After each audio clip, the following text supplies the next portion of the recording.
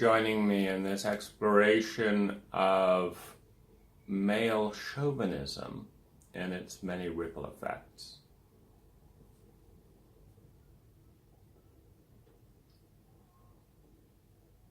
The first level of male chauvinism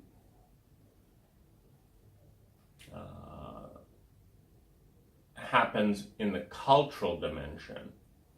But I wanted to differentiate the bias towards men and more deeply masculine energy from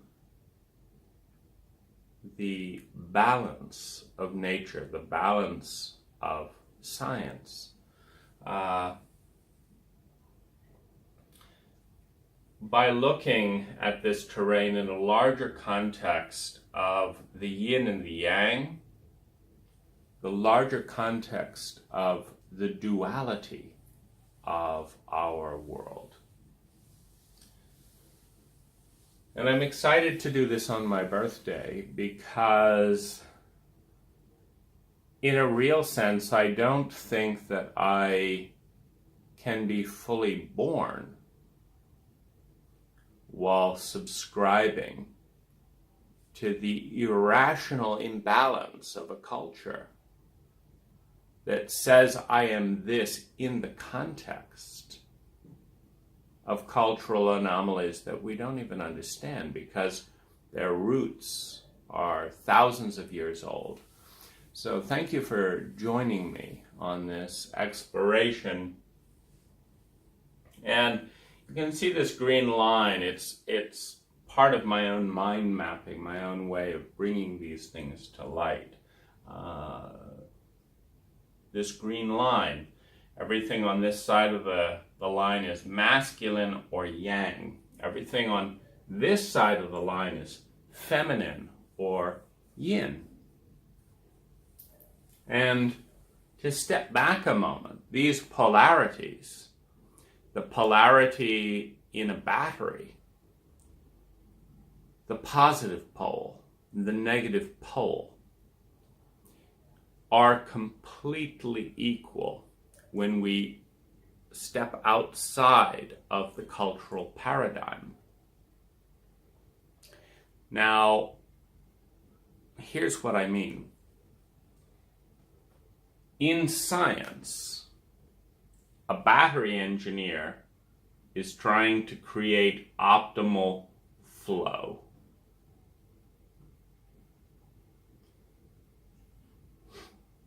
This is the golden ball, flow. And flow is created by an equal positive and negative force. Which means that in the scientific paradigm,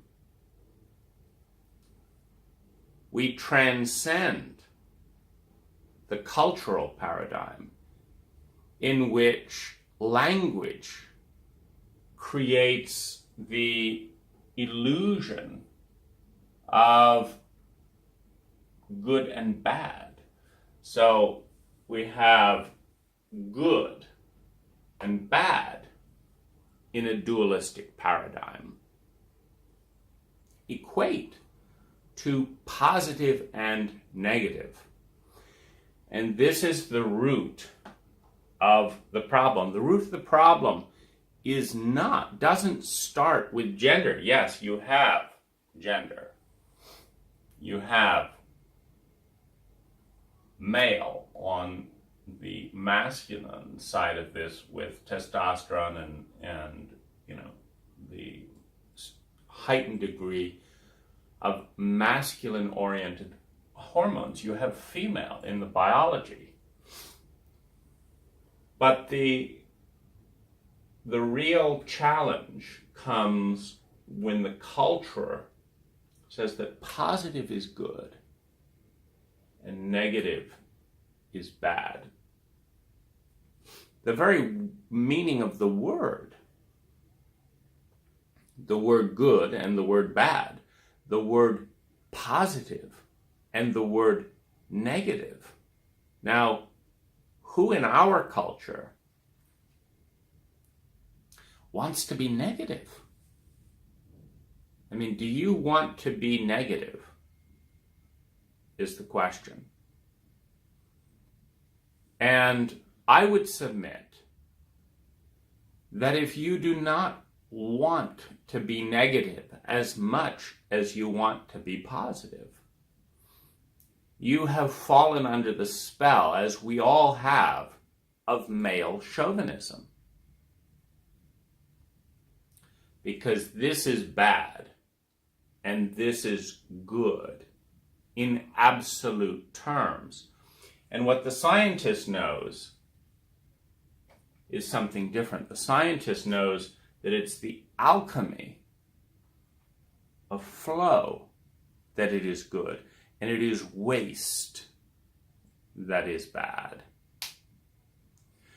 The scientist who is building a battery of any size is concerned if there is not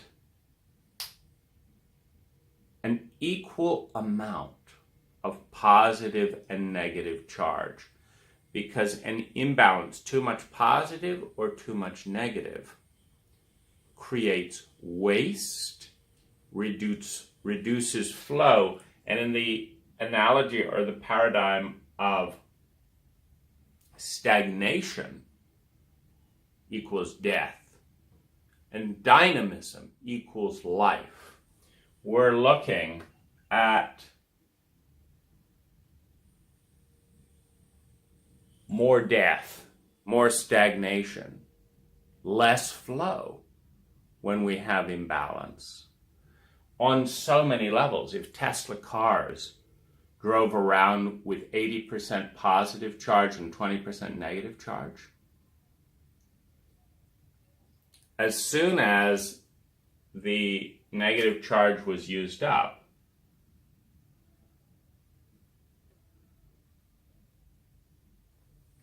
there would then be 30% of dead weight left in the car doing absolutely nothing, because the ideal battery is 50-50. And this is where we need to turn to. Now, we are, more than any species and more than any culture of the 10,000 cultures in human histories and the 10,000 languages, we are, more than any of them, materialistic, rational, chauvinistic, scientific, reductionistic, capitalists. Now, this is our strength and it is our undoing. That's also the message of the larger culture, because while the cultures in the last few thousand years are much more connected with good and bad, the ancient cultures, the Chinese,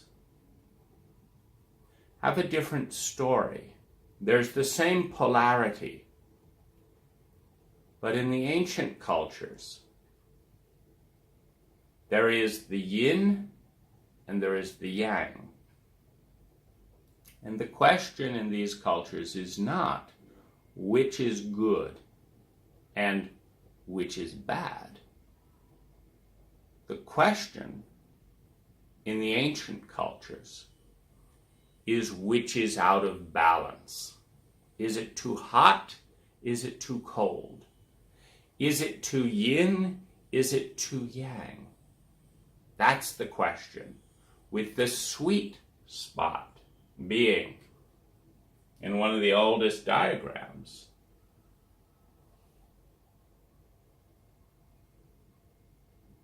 equal expression, with an acknowledgement that within the core of the one exists the other. In other words, that you cannot have one without the other. Now, we've already seen that you cannot have flow if you have a battery with a positive pole but no negative pole.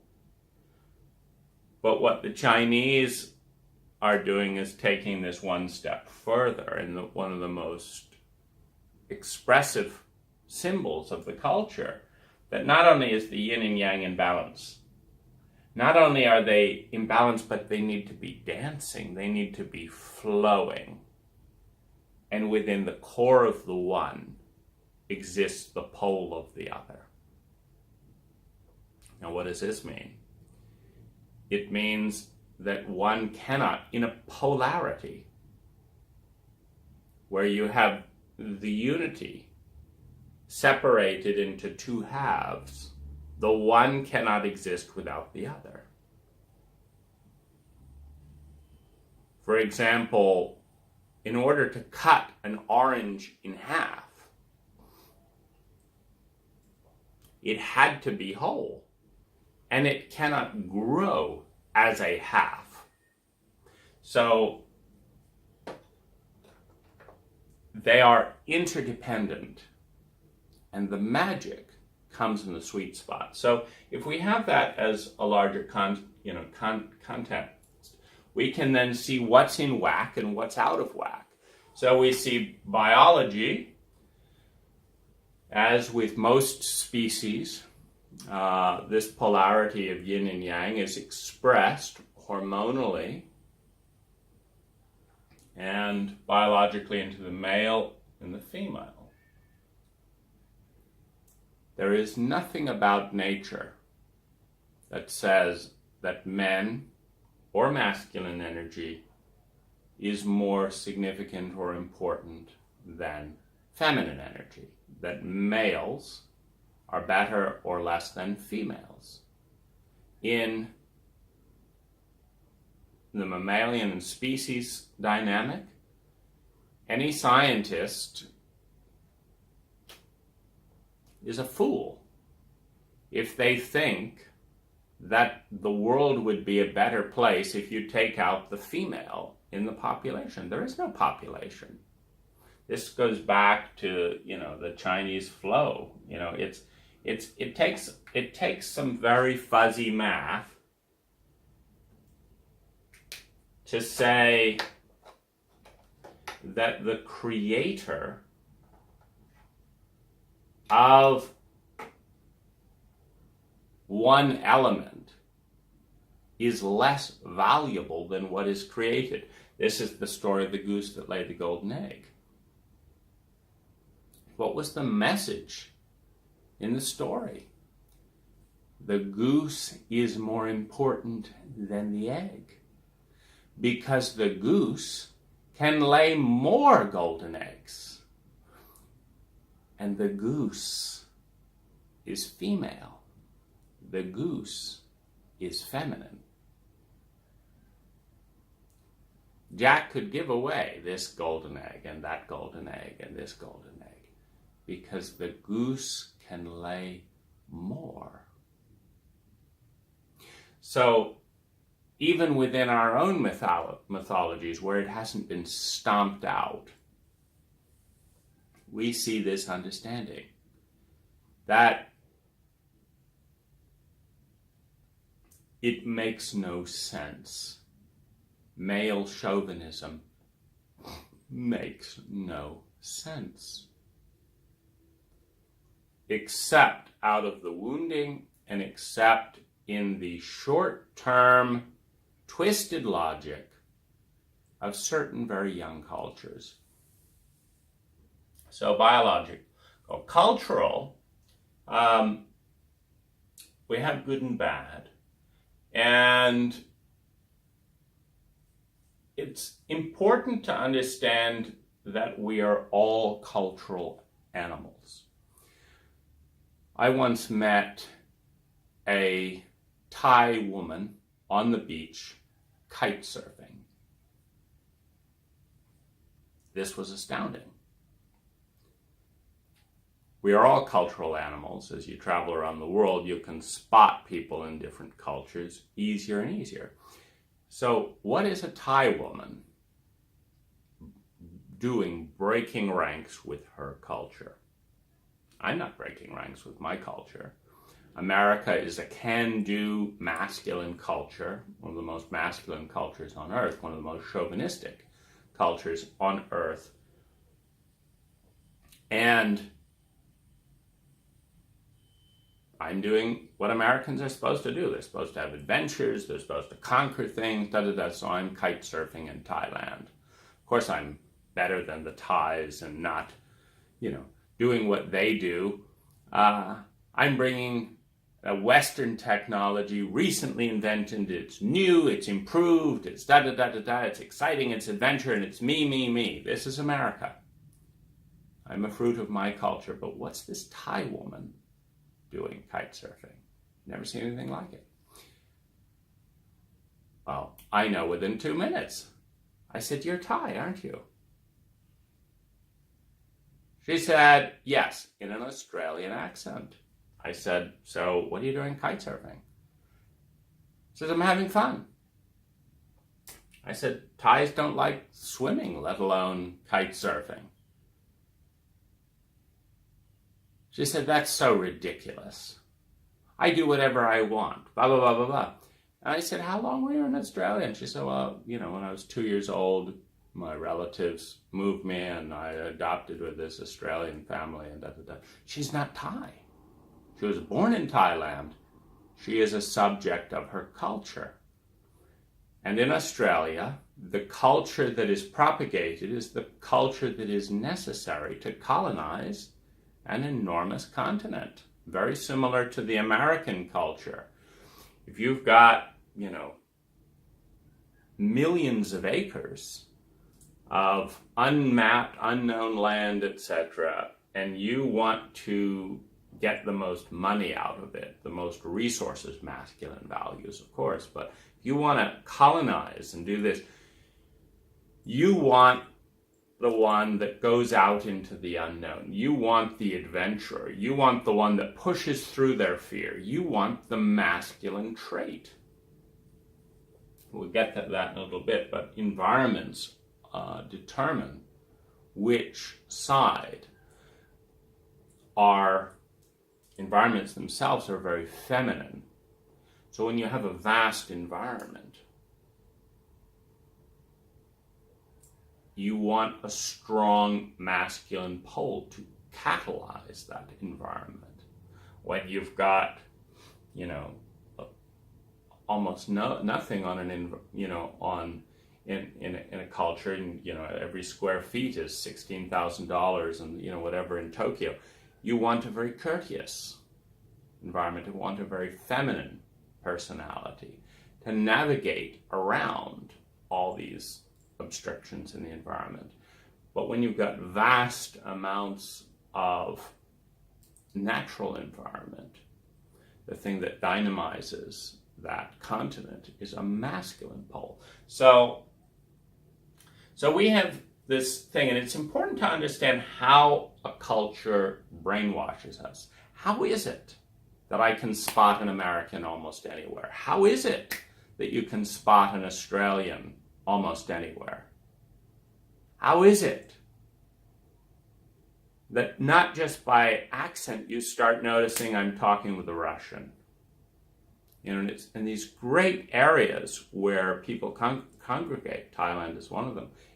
It's so beautiful to understand how and why each country and culture has propagated a certain mythology, a certain guiding light for how this culture will behave.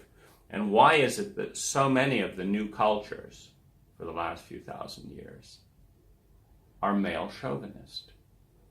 But let's first look at the how. A culture brainwashes its citizen. And I say brainwash because even in America, where you say, nobody's going to tell me what to do.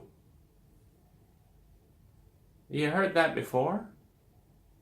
From another American? No one's going to tell me what to do. And no one's going to tell me what to do either. And no one's going to tell me what to do. And me neither. No one's going to tell me what to do. I'm going to be my own person. I'm going to be my own person too. I'm going to be my own person. You see the problem here.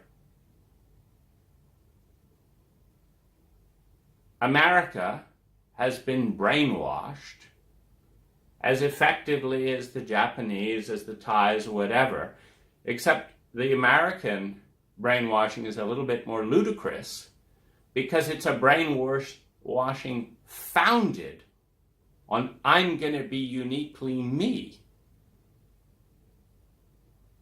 And then we're going to watch 300 million people all being uniquely them. Well, who said uniqueness was the name of the game? Who said not doing what someone more intelligent than you said to do is the name of the game? The culture did. If you'd been born in Japan, just like this woman, if she'd been raised in Thailand, she would have learned that this is how women are. If she was raised in Australia, so she learned how this is how women are.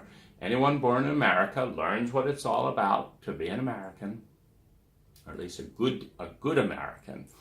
And what does a good American do? It wants to be successful, right? So first of all, the country, the culture defines what is an American. What you should be successful. And then it goes a step further. It says to be successful, you need to do this, this, this, and this, and you need to have this, and you need to be busy like this, doing these things. This is not freedom.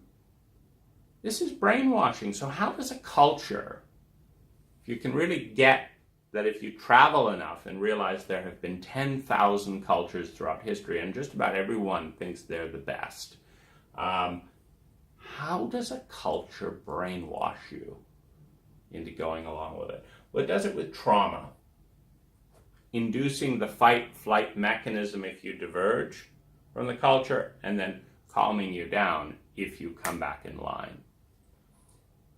Does it with fear. Does it with shame, which is a trauma. Does it with fear of shame. Does it with brainwashing. Now, brainwashing is an interesting phenomenon because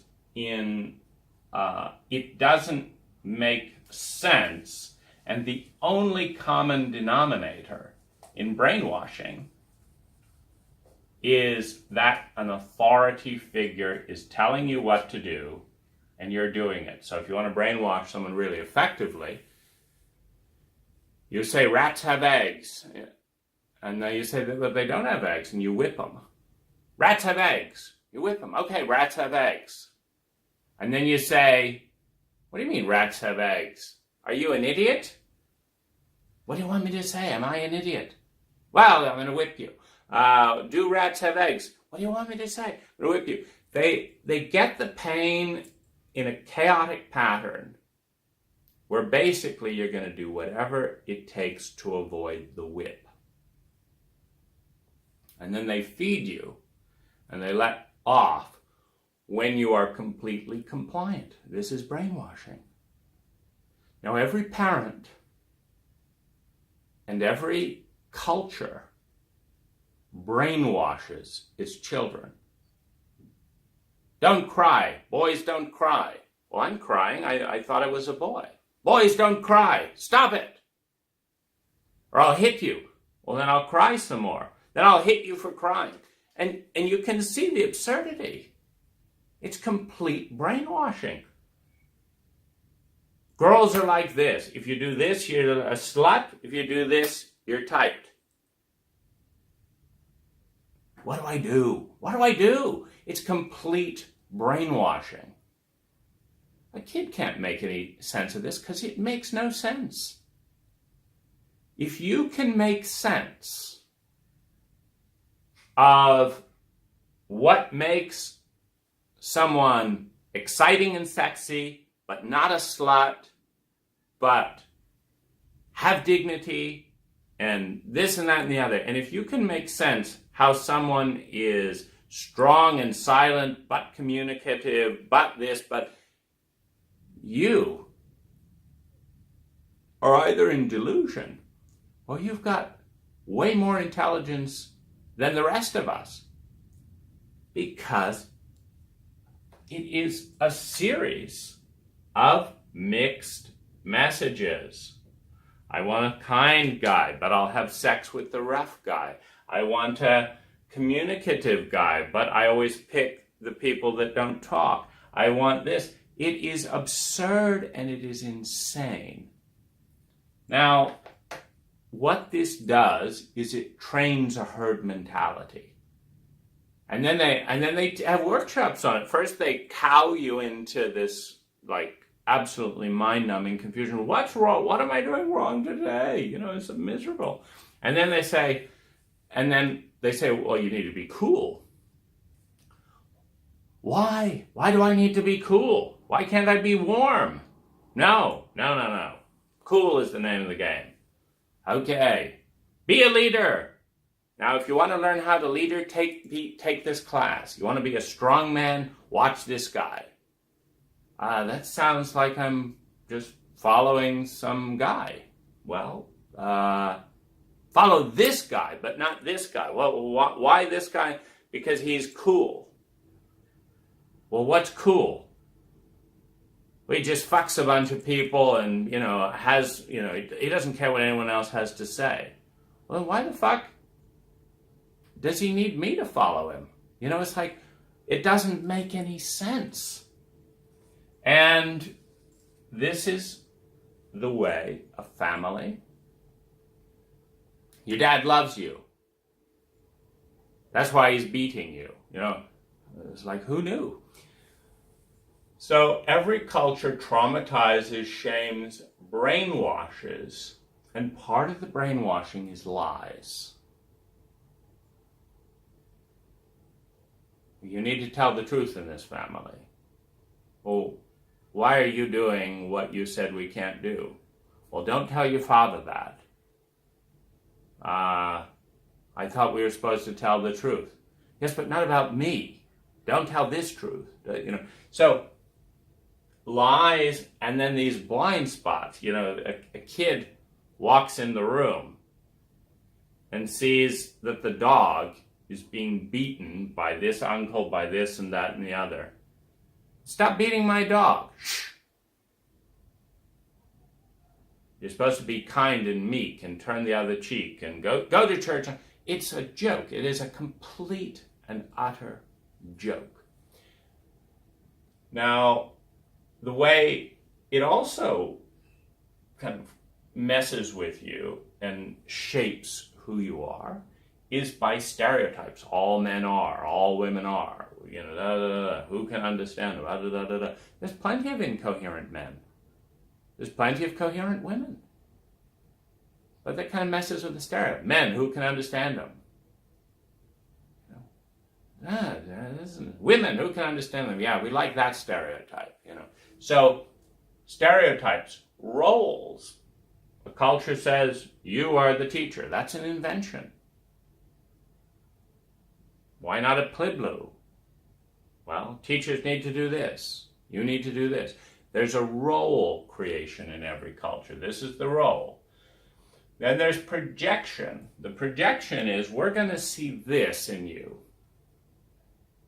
For example, I'm a U.S. white male, and we're all in this whole idea that because men shouldn't play with children, because men shouldn't be kind, because men shouldn't be interested, particularly young men, that if a man is playing with a child, there's something fishy about this. They must be a pervert, right? So if I go into a park in America and I start playing with children, it's the best reason to go to the park, frankly, is, that aliveness. See, this is me. This has always been me. I like playing with children. But here's the thing, in my cult, and that's what they are, they're cults. We talk about, no, don't join a cult. We're already in one. We're in a cult. That's what it is. Fear, trauma, shame, brainwashed, lies, and blind. And every cult has its benefit. Every cult has its strength. Otherwise, nobody would join. And every cult is crazy. If you haven't noticed that, every cult is crazy. Every culture is crazy. Every family is crazy. There's just a matter of to what degree and in what area. No one's going to tell me what to do. I'm going to work 3 jobs doing stuff I hate so that I can get ahead. Anything crazy in that? Hello? So you're going to do, and because I love my family, so you're not going to spend any time with your family. That's how this culture plays out family love. What about 3,000 years ago? When you did one job you hated and did it with your family? Was that more, So it makes no sense. And we've got to get over this. Cultures are insane. Cultures are insane. It's just a matter of the degree and the area. By the area, I mean Western culture is relatively sane in science. Not entirely. Rupert Sheldrake takes some very good shots at the scientific paradigm. Not entirely. But if you have a question, does this pen drop because of gravity, or does it drop because the great serpent had a whim to make it drop in a Quetzalcoatl mythology, you'd say that the West was more sane. So the West is pretty integrated with scientific fact in the area it's interested, which is materialist economics. So so there's a pretty good chance that Western cultures are leading other cultures in sanity. Sanity just means that it makes sense, it fits, it's integrated. It's so that if we understand that as sanity, we see that Western cultures in the modern age are pretty sane when it comes to technology. They don't send you a tire for a VW Bug and say, put this on a tank. A less scientifically literal culture may do that. They don't understand the distinctions. So we're very sane in that area, but we're as dumb as any other culture in others, particularly emotional. And as we can see, male chauvinism. It is insane. It just doesn't add up. I mean, the most basic equation, okay, men are better than women, right? Not, of course, but we've all learned that.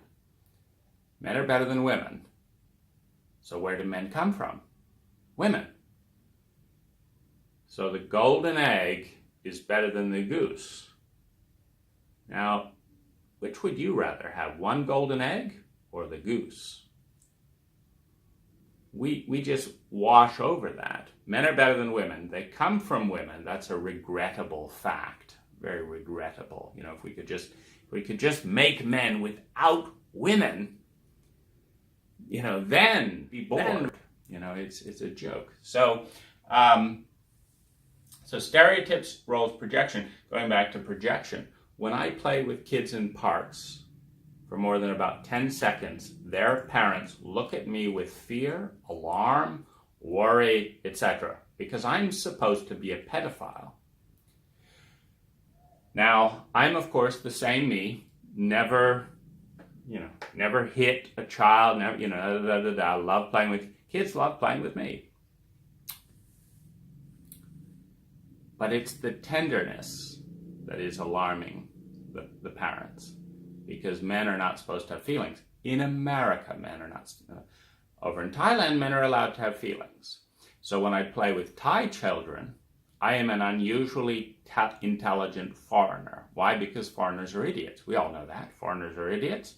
The Thais have been watching these crazy foreigners come and do all kinds of stupid things in their culture for the last several hundred years. Every Thai knows that a foreigner is an idiot. But if I play with kids, I'm an unusually intelligent idiot, because most foreigners don't. So I'm not a pedophile. I'm not. So we can, I'm just trying to go over the ways that we get, do you want to be looked at with fear and suspicion and the imagination that you're horrible? I don't. What's the answer? Just stop playing with kids. Well, now we can say, well, men don't like playing with kids. Or maybe men don't like being looked at like animals. And since that's what we do to men in America who play with children. They don't play with children. And they become more sociopathic through conditioning. Meaning you play with children, children are more innocent, they're more feminine than adults. They're more innocent, they're more responsive, they're more trusting, they're more open, they're more emotional. The younger the child, the more that is the case.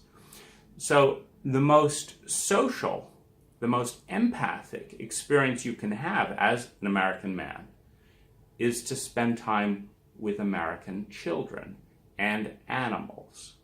Now, animals are okay, apparently, to some degree. But children are not, particularly other people's children. Well, that means if you don't have children of your own to help you get more empathic in a more empathic environment, you can't be empathic with anyone else's either. So you become what? More sociopathic, dissociated from empathy. It's a continuum, by the way. It's not like there are sociopathic people. You are in a sociopathic position on the sociopathic empathic continuum, and depending on what you're doing with your time, how you're being rewarded, how your culture has brainwashed you, you are at a certain point on the sociopathic empathic continuum. Well, the more you spend time with innocent children and learn to honor them, respect them, understand the gifts that they are giving to the culture, the more empathic you will be. The more you spend time playing video games blowing people up, the more sociopathic you will be. And the more you get rewarded in all kinds of ways for doing that, the more sociopathic you will be. So, it's environmentally, culturally driven. And men are supposed to be that way. The highest rankings I've received in America, just so you know, are making a lot of money, growing my business, and playing with guy toys, and or having a lot of sex. I get respected and rewarded. Oh, good, you're being a guy. Good, that fits our stereotype. Don't play with our kids. That's not what guys do. Do this. Oh, good. You're doing what this culture says you should be doing. Good on you. And the time that I get traumatized, shamed, ignored, projected on, disbelieved, is when I am more feminine. What do you mean you're doing that? Guys don't do that. What do you mean you want to listen to my feelings? No guy wants to listen to my feelings. That's when you get flack. And at some point, a culture can always break the individual. It's just too much work to argue with 300 million people who are all certain that they're right about who you are. Particularly when to win is to be invisible. It's like, I know who I am, and it's not that man. Okay, well now you know, but nobody else does. And so this is the cultural level of chauvinism. Now, this expresses itself by there is also a polarity in any human exchange. So any human exchange is a circle, just like you can't grow and produce half an orange, but you can take a whole orange and you can cut it in half. And see, a whole orange is an exchange. I give something to you and you receive it. This is a full circle. It is an exchange. And I say this because I cannot give something to you if you will not receive it. You cannot give something to me if I will not receive it. If there is, the one does not exist without the other. This is a full circle exchange. And so this is the reality. We're back into science here. You can't have flow without a positive and a negative pole. You can't have an exchange of any kind. You can't have human flow without a positive and a negative pole existing within the interaction. So what we can expect in a chauvinistic culture is that in the same idiotic way of saying that negativity is negative. See, it's just a word. Negative is a word. Positive is a word. But the culture says negative is bad and positive is good. Be positive, don't be negative. Be positive, don't be negative. Well, who wants to be negative? No one. So this is conditioning, it's priming. And so this gets to be problematic in areas where there has to be a negative pole to complete the circle, to complete the exchange. Meaning, go and sell something if nobody will buy it. Go and buy something if no one will sell it. It's a waste of energy. So this is where the social good-bad thing kicks in big. So on the masculine side, we have giving. Giving is more dynamic, in the yang expression of it.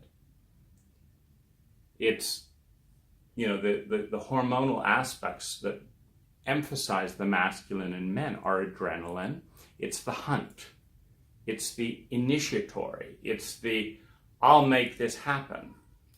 Within the cultures, America is one of the most male chauvinistic and masculine cultures that there is. And so efficiency is one of the highest cultural values. If you invent email, see, it doesn't matter that you're getting rid of human expression. It doesn't matter that you're getting rid of shaking hands and engaging the body, because it's only the information, not the feeling, not the presence that counts if you're trying to efficiently exchange money. So email, wow, masculine invention. Everyone's on board because you can make more things happen faster. Email.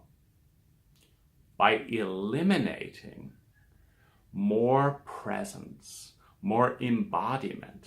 Like it used to be, wanted to make something happen, you had to go on a walk, embodiment, environment, time to reflect, time to sit with something feminine. To be with someone, how does it feel? Do I trust them? This, that, and the other. It used to be that way. But now it's 5-star rating, this, that, okay, done. More efficient. This is one of the highest gods in American culture, efficiency. So the inventor of email, and who got it to market in this way and this way more than anyone else, big heroes, right? This is, wow, you did something important. You made human interaction less emotional, less present, more efficient. Bad for human relationships, good for business, good for productivity, good for saving energy. So here's how we can start to again see the cultural overlay of every single thing in a way that's beyond even questioning. So if you've been a good brainwash candidate for masculine male chauvinism, the following things are not going to feel great to you. So what do I mean? Do you want to be known as someone who receives things that you're a receiver. Someone's always giving things to you. Do you want to be known as someone who needs things? You're in need. You're receiving. You are the listener. You respond to what other people say. They say do this, this, and this, and you respond. You're open to new ideas. Someone says, go to church on Sunday, and you say, well, why not? Then someone else says, go to the Ramadan, do this. Well, why not? You want to be known as someone who's open to being influenced by other people. You want to be known as a follower, as someone who goes with the flow, who's relaxed, who allows things to happen. It's like, what did you make happen today? No, I just allowed this. This happened and this happened. Who's intuitive, who's exponential, who's inward, who's emotional. Do you want to be known as that person? Now, these are all polar opposites to traits that the culture says is wonderful. But just like the hypocrisy that says that men who have a lot of sex are, whatever. And women who have a lot of sex, well, they've slept around, they're tainted, da-da-da-da-da. Do you realize that a man in a heterosexual paradigm cannot have sex without a woman? Which means that there have been an exact number of women involved as there are men involved. It's and that in a given act, that there has never been these men off having sex on their own. It's a joke. Brainwashing and culture is involved. Whenever you have one half of an equation called bad that is dependent on the other half of the equation that is called good. This is hypocrisy. It's not scientific. It is a joke. A joke on the constituents of that culture, because it's stupid. So, do you want to be known as someone who thinks, who does, who makes things happen, who is external, who is logical, who is linearly rational, who has discipline, who struggles to make things happen, who can use force, who's got the power to intimidate, who is assertive, who is buying things, who has power over, who is the giver, who is the teacher, who is the leader, who is the speaker, the initiator, who has a clear plan. Now, I've just described the American culture. Be the leader, be the speaker, make them listen to you. You go out and get that. You make that goal happen. It's all about you. Do you want to be someone who is self-centered?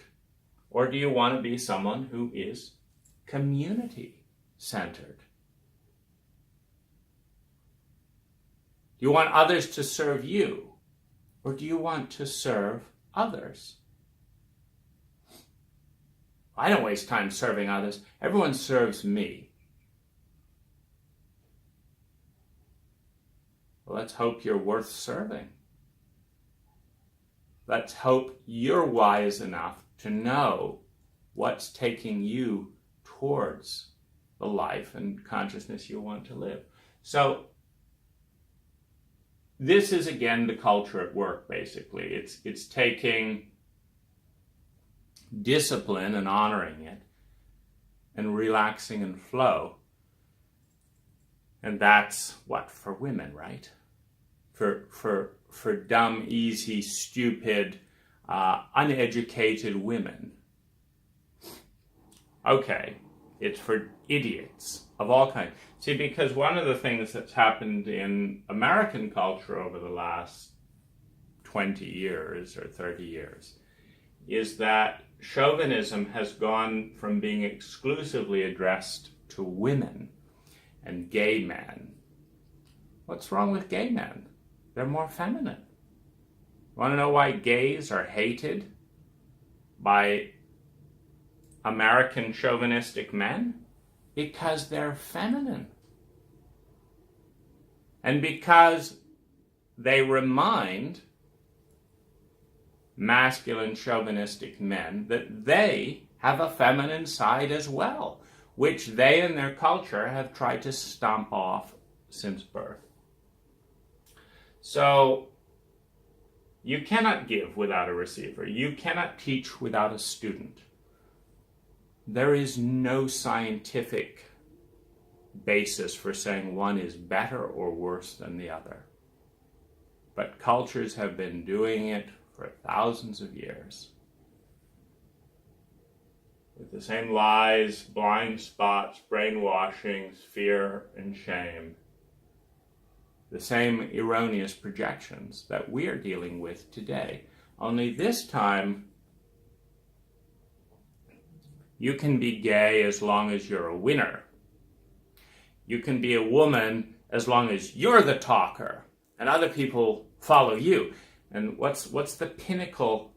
What's the pinnacle of feminism today? To beat men at being masculine. It's to be a woman telling men what to do, leading men, giving to weak men, initiating things, making other people follow your plan. In other words, it's to be a masculine woman. It's to be better at men at all these things that the culture, our culture, not the Chinese culture, has been saying is better, that it's better to give than to receive. Well, how can you do it? How is it better to have sex as a man than a woman if you can't do it? It's not scientific. So one of the questions that comes up is, how do we get so off base? How is it that to be spontaneous, a feminine trait, hey, let's do this, a masculine action, but the spontaneity to emerge out of the moment as opposed to follow a 5-year plan, how is it that some cultures have spontaneity in abundance and others don't? For example, how is it that the Thais are 3 times happier and 3 times more feminine than the Americans in many levels? Why? And I want to suggest that this is in part driven by environment. And so we have pro-feminine environments and pro-masculine environments. And pro-feminine environments are environments in which, as a general rule and, very naturally speaking, you are rewarded by being feminine. And then there are other environments where if you're too feminine, you die. And you're rewarded for being masculine. So let's look at the environments in which you need to predominantly be masculine to survive. So these are cold climates, first of all. Now this is a very important thing, because if you travel around the world, you start noticing that the happiest cultures and the most feminine cultures are in warm, tropical, temperate zones. This is not because all the happy people moved here. This is because they are less scarce and less fear-based. Now, I grew up in upper state New York, and during the winter, there would be blizzards, there would be snowstorms. We would open the door to 10 below zero and have to shovel snow 3 feet tall to get to the wood pile that if it didn't exist, we would freeze to death.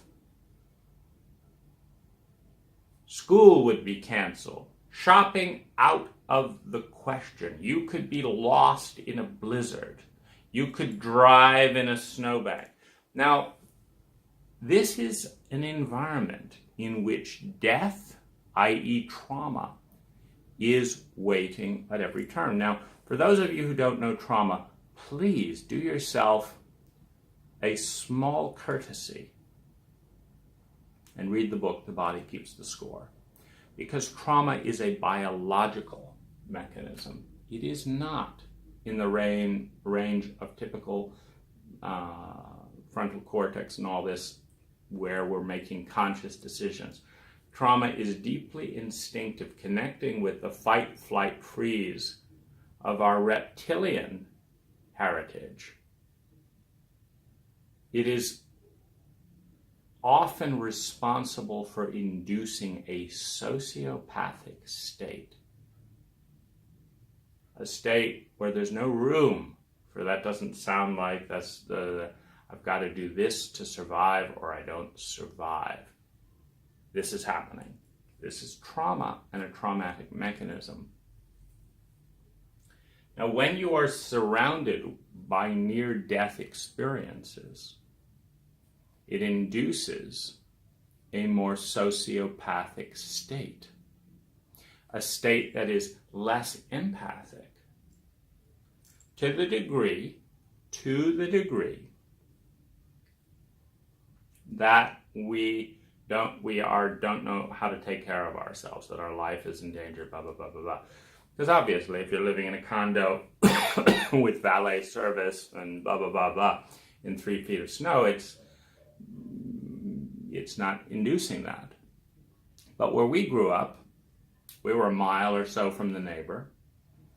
There would be up to 3 feet of snow. There were hilly roads, meaning one of the regular rituals of my childhood was trying to make it up the hill without crashing into another car that was spinning out of control, driving up or down the hill, and trying to make it up the hill, and then while the tires were spinning, sliding backwards out of control down onto a main road. Meaning, your life is in your hands just to go out and get food, and that's if you can do it. You get the picture. In that kind of environment, one is staying ahead of the game by thinking things like, if there is a tanker truck driving right as my car is on, I've got to have the seatbelt unlocked. And then am I going to throw this kid out or this kid out before the car slides into the main road? If we hit a tree, who will I leave in the car while I try and get home? This is either or, life or death, you or you live kind of thinking. So we've got cold environments. We've got volatile environments. Weathermen said it would be a few inches of snow. We wake up to 3 feet. We have violent environments, lightning storms, this and that and the other. You have scarcity, because when you have volatility, if you don't predict things right, it's scarce. Last winter was mild. So we didn't want to stack up piles of wood. So much nicer to play and be feminine and enjoy the day. And then, boom, 3 feet of snow and there's no wood. It's volatile. It's rhythmic and seasonal, meaning it goes harsh this way and harsh the other way. So this creates an environment where many aspects of the masculine temperament are predominant. Who has the plan? Who is the leader? Determines whether you're alive or you're dead. Now, the woman who goes back into the house that's burning to get the toy of the child because the child is crying, the woman who's responsive, oh, his toy, I can't bear, may end up dead. So when we're talking about trauma, masculine energy is more effective in the short term in keeping the body alive. And so what we find are the most sociopathic business leaders are taking over, for example, southern warmer climates. Sociopathic men raised in cold climates often betray, dishonor, receive without giving, etc. in warmer climates because the sociopathic scarcity of a colder climate thinking, and it's no different in men and women, are producing mindsets that are capable of winning in a zero-sum game type mentality that is based on trauma. So what types of environments are pro-feminine environments? These are environments where the most feminine presence wins, is happier, has a better life. Warm climates, abundant climates. In Thailand, you need food, you throw out a fishing line. You need some more, you walk around, you pick this, you pick that. You need more, you go to one of your numerous relatives. You need a house, you machete a little bamboo, this and that and the other. It's abundant. You don't die of cold. Stable environments. It's warm all year. Relational environments. Extended family, this, and that. People helping each other right and left. In Thailand, the government does not provide retirement or anything for the elderly. The children do. Relational cultures. Trustworthy cultures. I see Thai children willing to die to protect their parents' honor, to do this and that and the other. Trustworthy. It's not like, didn't feel like it. Let him die. Let him do this. Let him do that. No. There's a real devotion.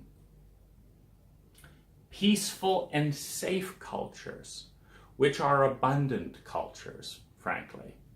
If you want to induce violence and dramatically increase the level of violence, increase the level of trauma, meaning increase the amount of people in that culture that are afraid that they will no longer exist socially, financially, and physically. And if you will induce a culture that piques that fear that, oh my God, if people find this out, nobody will be my friend. Okay, that's a traumatic environment of scarcity. Now you've got someone willing to do a lot to keep a secret. If this happens, I'll lose all my money and I won't be able to survive. Okay, you've just induced a criminal element in the culture right there. And if this happens and this happens, I'm all alone and I will physically die. You've just produced a human being in a sociopathic state that's willing to do anything to keep alive. So when you have abundant cultures in warm climates with stable, trustworthy environments, you have courteous cultures. Well, that's what we see. The Thais are 5 times kinder and courteous to me than anyone in my own country. 5 times, and I'm a stranger. See, this is not random. This is environmentally induced, and it is culturally induced. The Thais didn't grow up hearing there was a man in the sky who would burn you alive if you didn't do what he said. I did. The Thais grew up saying there was a rich guy who realized that money wasn't everything. So he meditated and gave the Thai people Buddhism. And forgiveness, things can change, you can survive.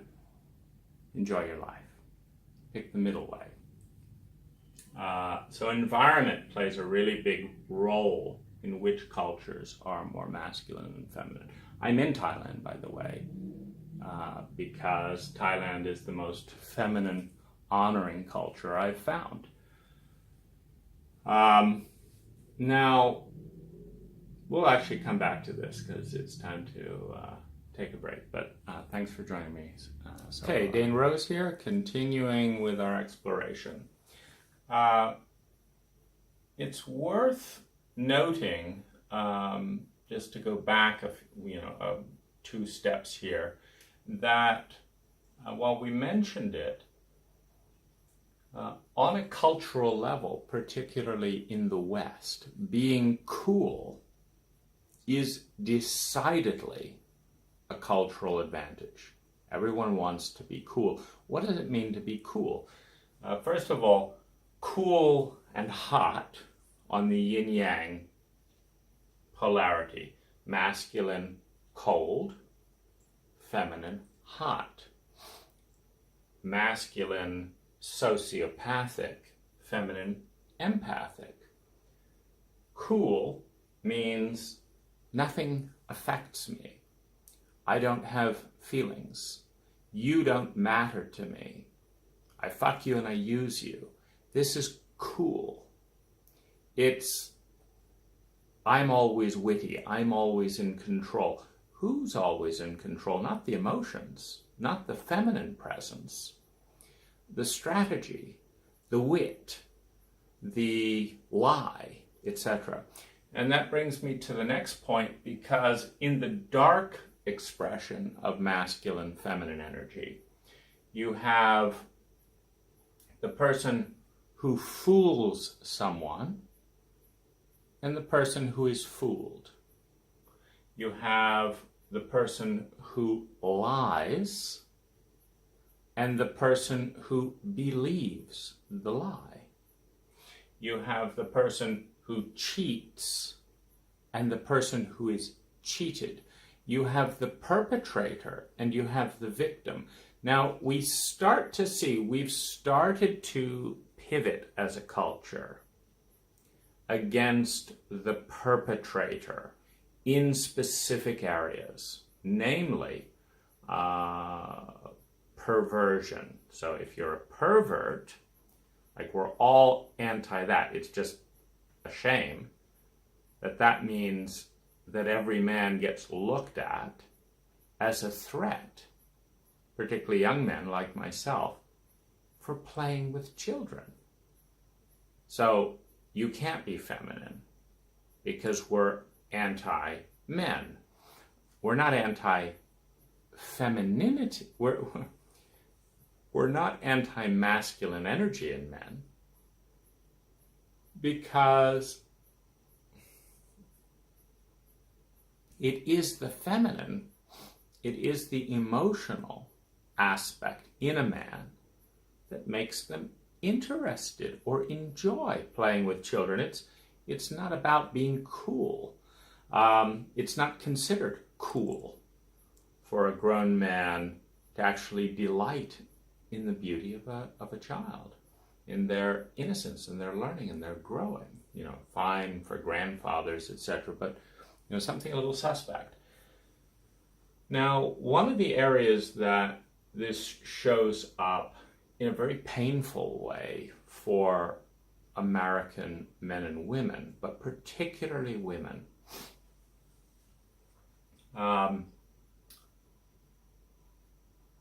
the woman who is cheated,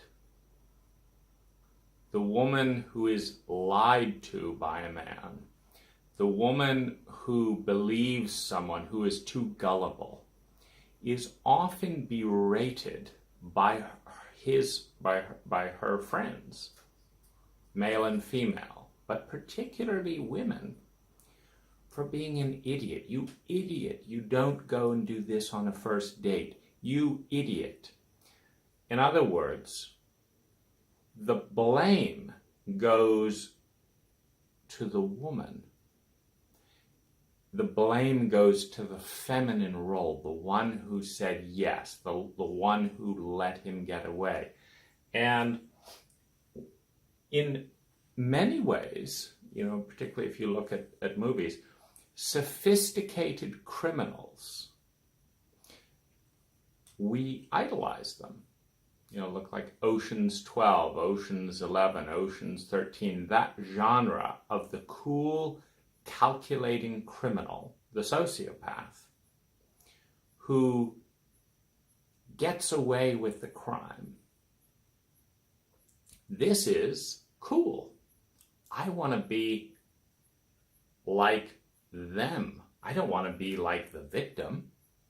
I don't want to be the good guy that got stolen from. I want to be cool. I want to have a gun. I want to do this. That's cool. So even on the dark side, and then what do we love these days in the feminist movement? The femme fatale, the cool, calculating woman who plays her femininity, who plays the man for a fool for sex, and wins. Ooh, that's sexy. But what does it mean to be a sociopathic criminal that can put on the facade of innocence and femininity in order to seduce and pull the wool over a man who thinks he's being sociopathic, who thinks he's being cool, only to discover that she was even colder than him because she could play the role, and then at the last minute when she's got the power, let him die, kill him, leave him to be killed, and walk away with what? The money, not the heart, not the joy, not the presence, not anything feminine. And this has actually been the vehicle, the sociopathic portrayal of femme fatales has been the vehicle of women earning respect in a male chauvinistic culture where typically that's the male's role. Like in Bond films, it was always, the woman wants to be a bit of a femme fatale, but Bond always wins. Well, if you take it just a few, the next generation, he doesn't win. She does. She's more cold, calculating, cool, and sociopathic than he is, and walks away with the money. But even in these movies, there's something a little bit questionable, because the human part in us is always saying, like, well, how does it end?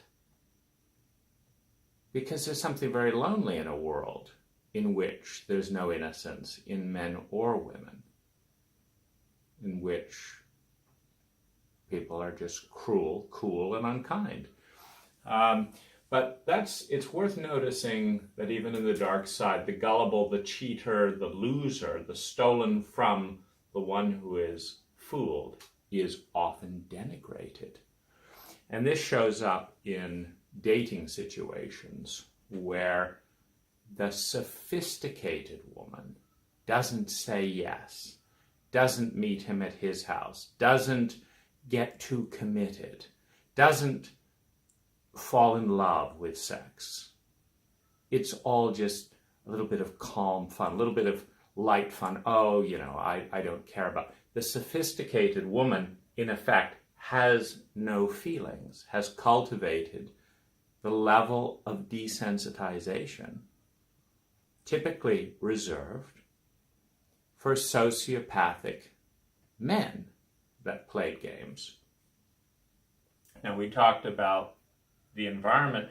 Now, one of the reasons I think this is important is that Asian cultures, by and large, have been more respectful in certain forms of feminine energy than Western cultures, Western northern cultures, Asian southern countries. And with the introduction of certain exponential forces, feminine forces, lineal, masculine, exponential, feminine, there is a gradual movement from reading, left brain, to right brain graphics. The world is moving in certain areas in a feminine direction. So one of it is the ascendancy of Asian cultures, China being one of the biggest players. Another is the catching up beyond survival and security of many of the poorer southern countries, making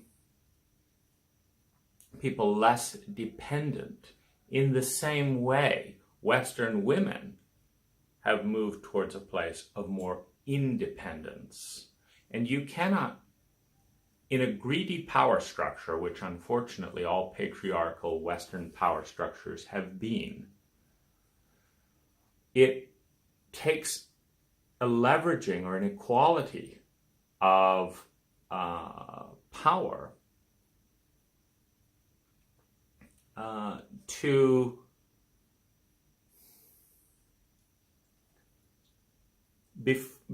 it takes a certain amount of basically competition before the masculine power structure, the patriarchal power structure, the northern Western power structure will cede recognition. Some of the European countries snooty about China until the euro almost failed, and then urgent calls to Chinese and other large successful institutions, can you bail us out? And this is often the pivot point. But we're moving to a point where the strongest economies in the world are going to be China and its allies over the next 100 years. And it is more feminine in a number of ways. One of them being the sublimation of the ego. If in America the ego is always number one, the individual, it's all about the individual, it's all about me. The nation state, the clan, the culture is number one in China, more feminine in that respect. So they're also warmer climates. And with exponential technologies, we are moving headlong into a state of profound abundance, which creates a crisis of imbalance within the individual, meaning I hit it at age 40 when I had achieved more goals than I ever thought possible. When I owned my business, when I had more free time than I ever thought I would have. And I'm alone perpetuating my own individualistic culture. I'm alone. And I'm not satisfied. And what's missing is the honoring of the feminine. What's missing is that while I can buy anything I want anywhere, I can't have a hug anytime I want anywhere. While I can make a business transaction anytime I want, anywhere. I can't have a 3-hour conversation anytime, anywhere about what's inside to talk about. And so I feel like I've been gypped. What part of me? The feminine. The part of me that would rather be able to talk to a good friend for 3 or 4 hours spontaneously than choose 20 types of toothpaste or 20 shampoos 24/7. So wait a minute. So I gave up the ability to talk to a good friend anytime, anywhere, so that I could have toothpaste delivered to my door anytime, anywhere. Okay. Masculine product acceleration, efficiency, feminine deterioration.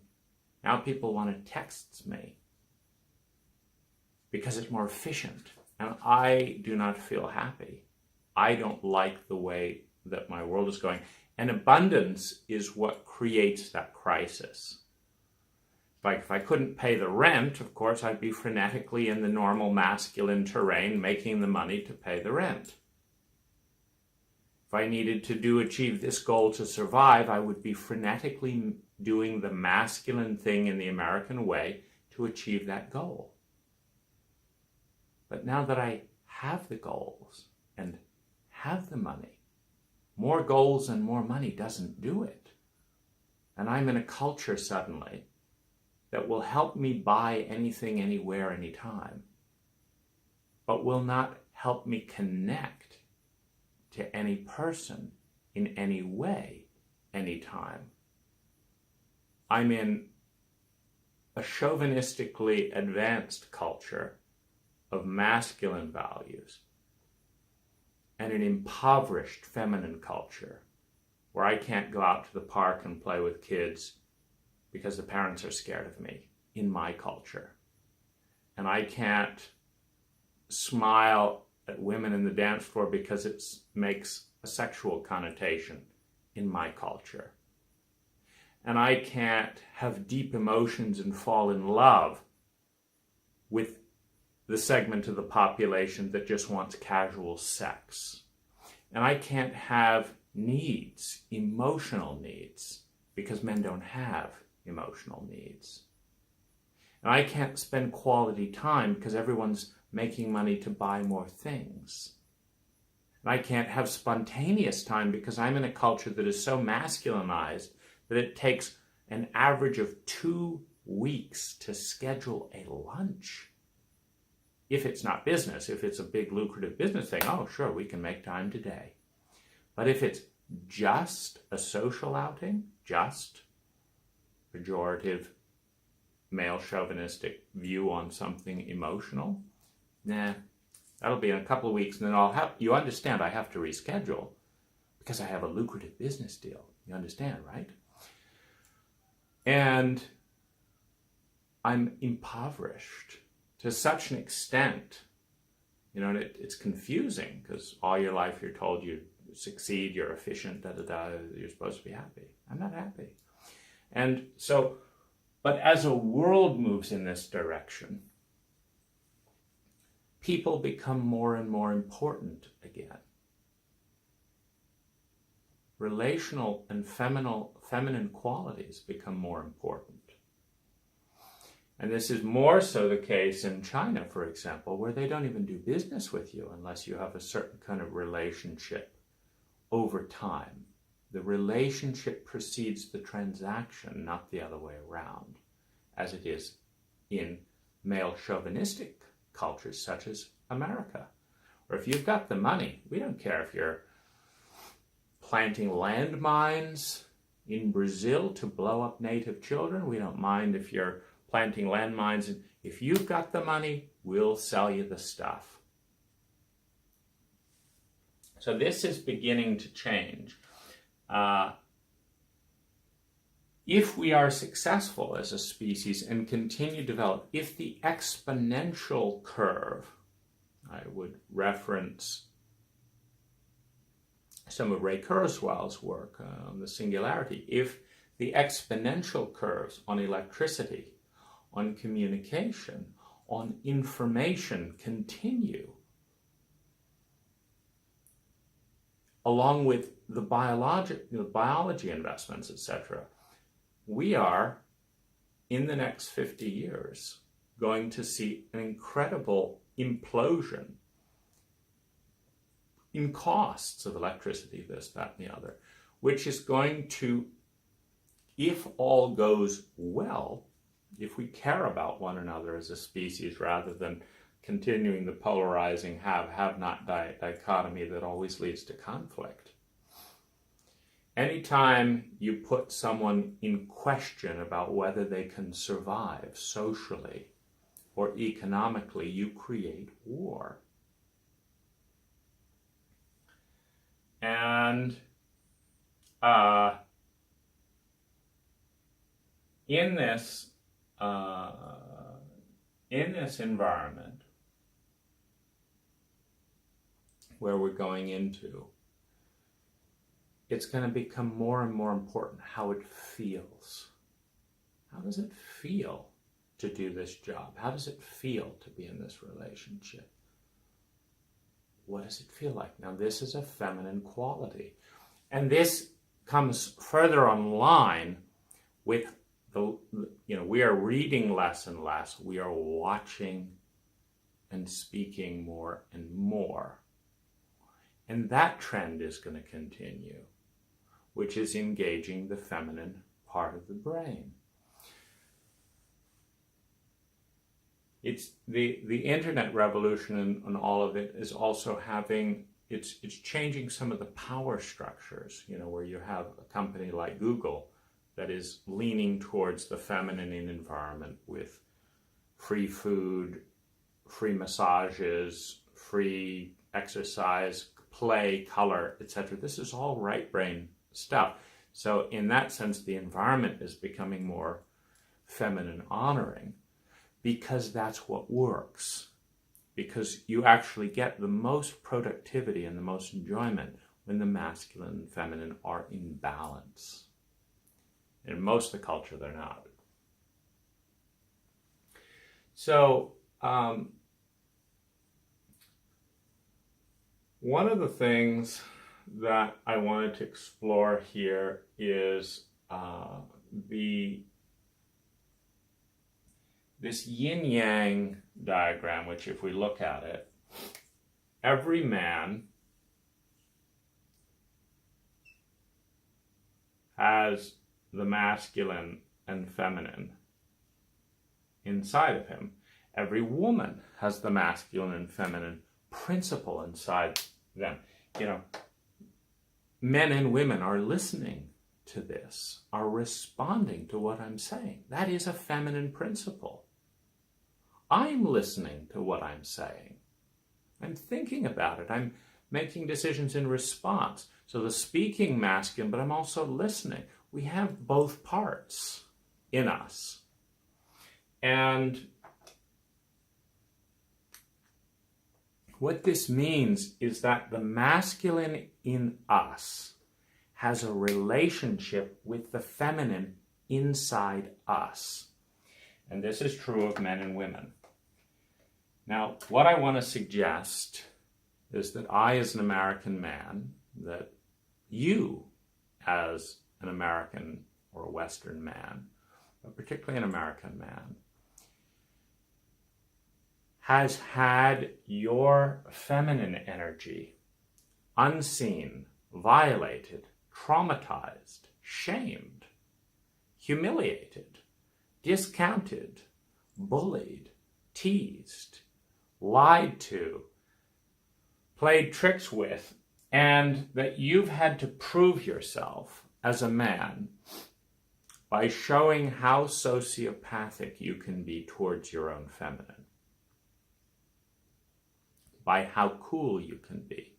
So in the gang extreme expressions of masculine energy, some gangs will have an initiation where to prove that you are sociopathic enough to be in this gang, you have to kill a family member, or you have to kill one of your friends, or you basically have to do something that your heart does not want to do, that your feminine side thinks is wrong and cringes at.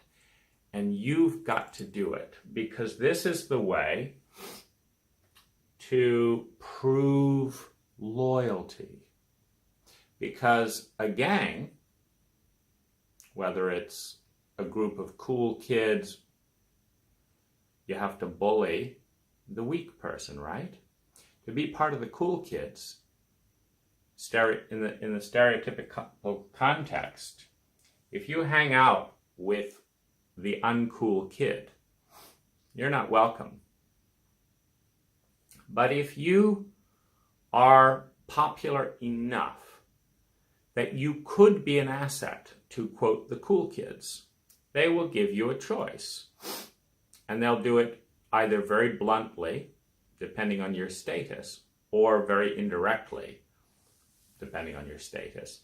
They'll basically say, in a more indirect thing, like, you're not really interested in them. We're much more interested. If you want to hang out with us, we don't hang out with such losers.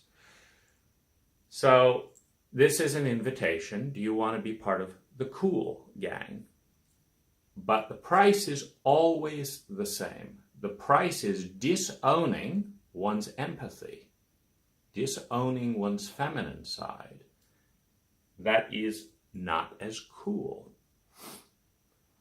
This leaves a man with a choice: to be cool and belong, or to honor his feminine by honoring the person who is empathic, who is learning, by being kind, feminine.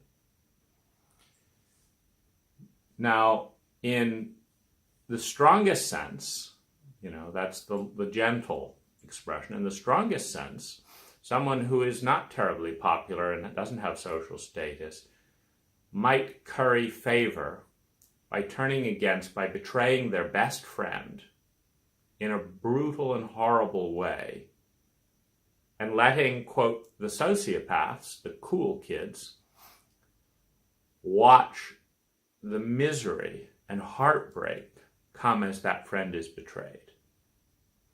So, in other words, the price into the sociopathic gang or the sociopathic crowd is the degree to which one is willing and able to betray the feminine in your own heart, in your relationships, and someone who is more feminine in their honor, in their dignity of their heart than anyone else there. And it's interesting, the fixation that these sociopathic boys and men have on the suffering of the feminine, the fixation. There's literally a scale going on where basically if you can be cold enough, just about anyone can be let in. So there's your level of coolness. Let's say you're you're famous, your father's famous, something like that. Plus your level of sociopathic and groveling combined to let you into just about any cool gang. So you have to bring a certain value of coolness to the table. Maybe you're a football player or whatever. You have to bring a certain amount of deference to the table, to the leadership of the gang. And you have to bring a certain amount of I don't care about whatever the gang doesn't care about. I'm willing to hurt them in whatever way is necessary to join the gang. And this is the pathway in.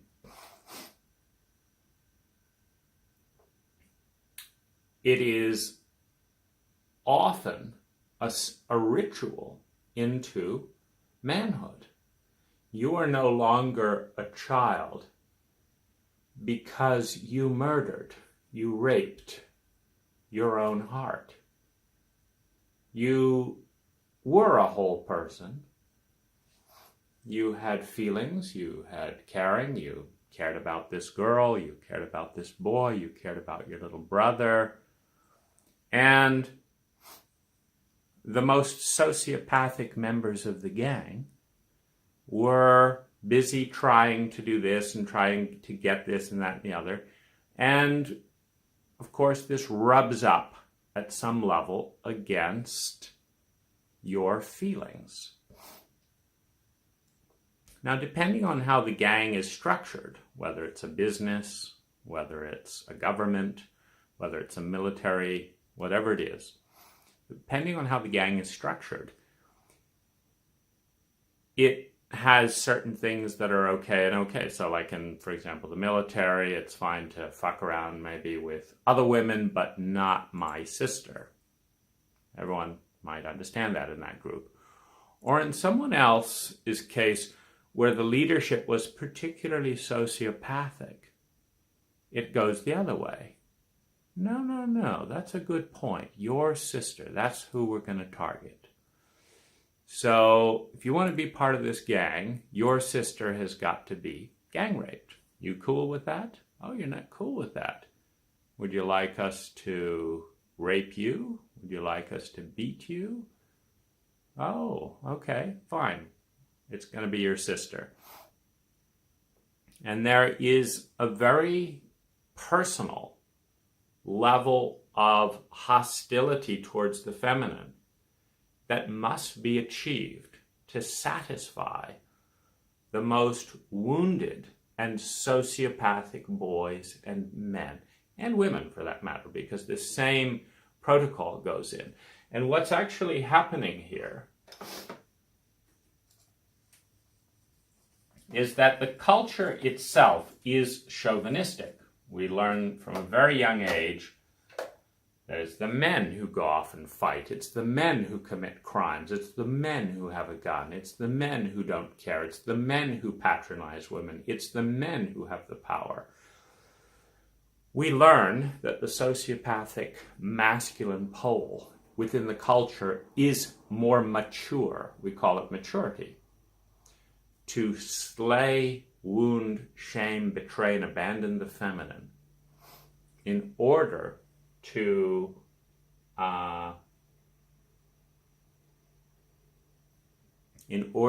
protect the power structure that is a masculine power structure. Women can pry their way into it, providing they are more masculine than men. But this is what happens then. The boys who have been the most traumatized and the most abused by the culture, beaten by their father, abandoned by their father, lied to by their mother's a prostitute, they don't have enough money, sent off in crime, sold into slavery. The children who have had their feminine presence violated to a degree of extraordinary suffering, number one. Extraordinary suffering of the feminine in the boy or the man, or the girl for that matter. Number two, the only way to survive was to cut off all that pain. So you've got to dissociate. This is the first step of entering a sociopathic state. You dissociate from everything sensitive and tender inside of you. Help. They have been betrayed in that state. People could have helped them, but people turn the other way. This leads to a bitterness, a desire for revenge. And four, they have proven themselves within the power structure through violence, cheating, whatever it is.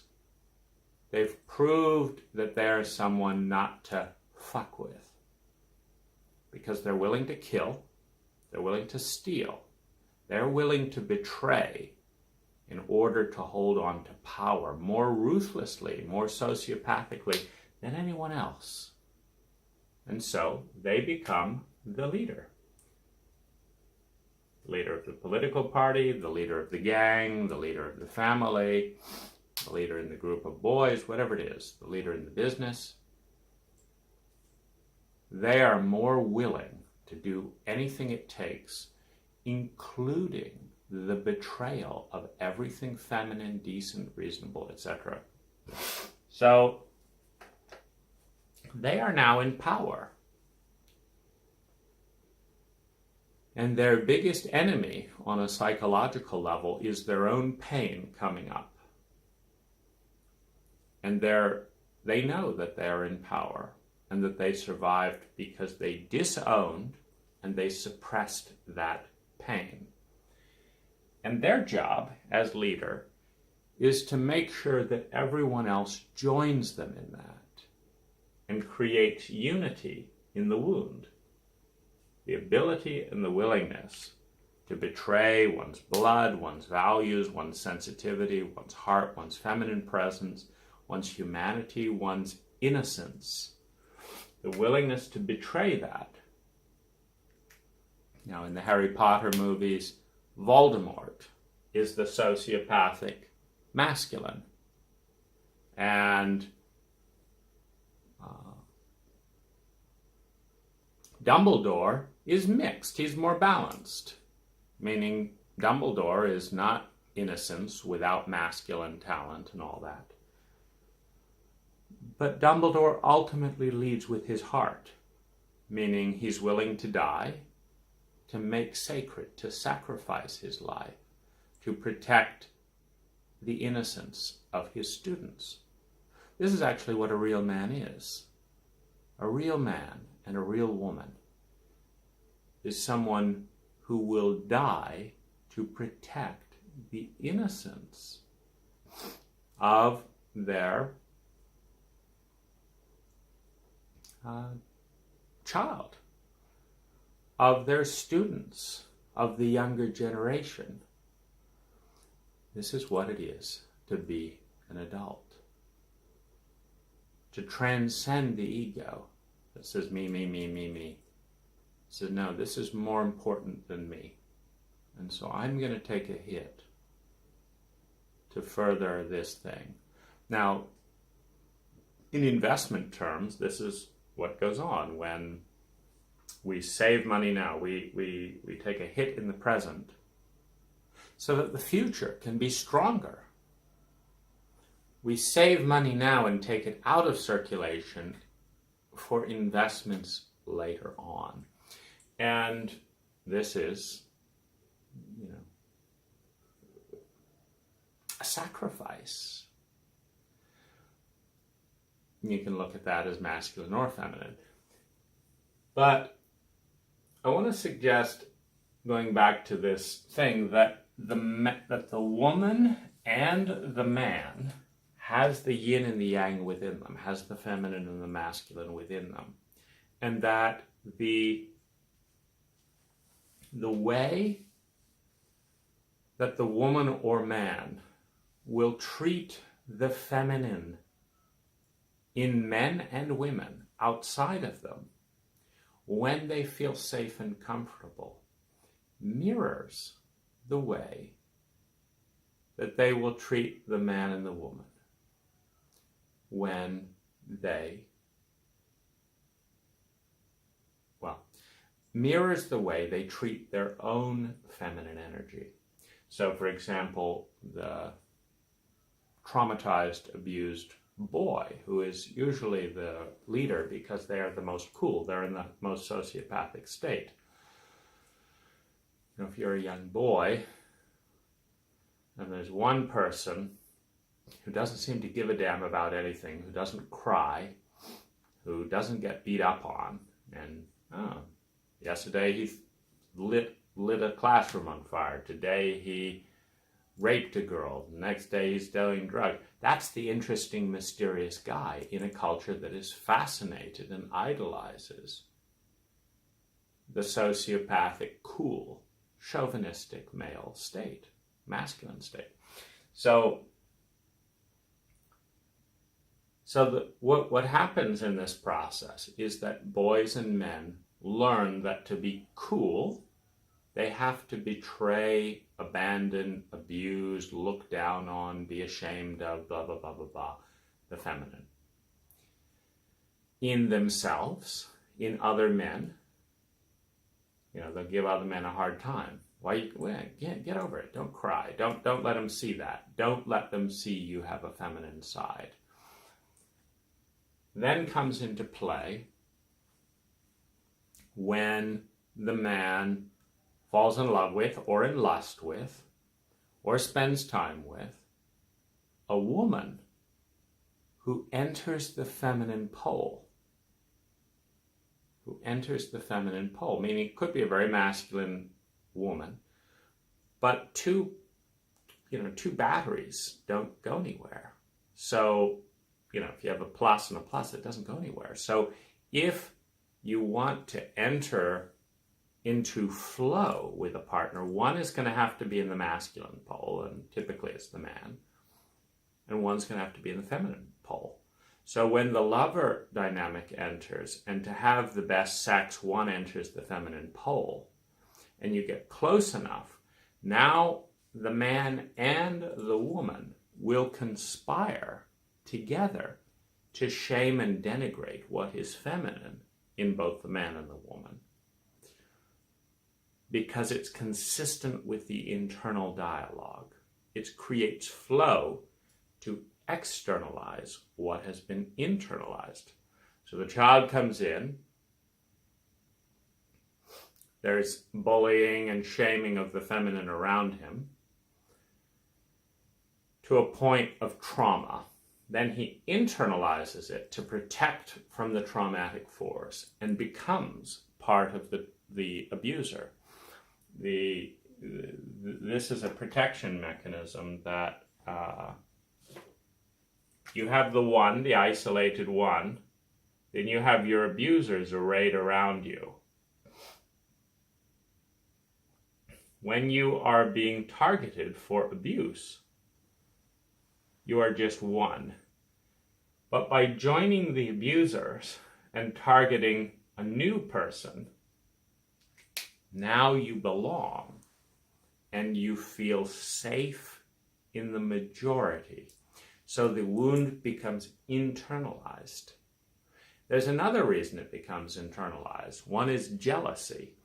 For example, if you've had if my feminine side has been treated like shit since birth, and then I start to be really nice to my girlfriend's feminine side, I get jealous. Because my feminine side has never had anyone listen to my feelings. And now this person wants me to listen to their feelings, but not just listen, they want me to listen 10 times more than I've ever been listened to. That's not fair. Why is my inner feminine still in anesthetized trauma, but my external feminine is living like a princess? This is not right. Something's out of whack. I'm jealous. She's not going to have it this easy. Or it's confusing. Why would I treat, if my inner feminine is a piece of shit, as I've learned since birth, why would my outer feminine, the woman who is in the feminine position that is my lover, why would she be valuable? Why would she be as valuable as me if my inner feminine is not as valuable as me? Now, the same thing happens with women. Women in a male chauvinistic society and culture will learn since birth, first of all, they're not quite as valuable as a man, even though it makes no scientific sense. Who gave birth to the man? A woman. Anyway, they learn that they're not quite as valuable. They learn that they're going to have to prove it. They learn that people are not going to be as, like, where's your boss? Like, everyone's surprised they're going to have to work harder. They're going to have to be very masculine. They're going to have to ask for a raise or they're not going to get it. They're going to have to compete against the good old boys club. They're going to have to do a ton of stuff in a very masculine way. And if they win the sales competition, if they can say, look, I give you more results, I get more sales, I close more this, I do more this, I'm more efficient, I'm on time, I'm all of these masculine things. Nothing about my presence and joy and beauty and any of that. That's irrelevant. But I'm more masculine than any of these men. I should have as much money. I should have as much power. Well, Jack was expecting a position. His dad has held it before. I'm sure you understand. In other words, could you be empathic with our sociopathic behavior? You as a woman, you're supposed to understand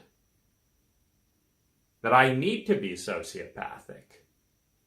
And this is exactly what boyfriends and girlfriends, you got to understand. You kissed me in front of the boys.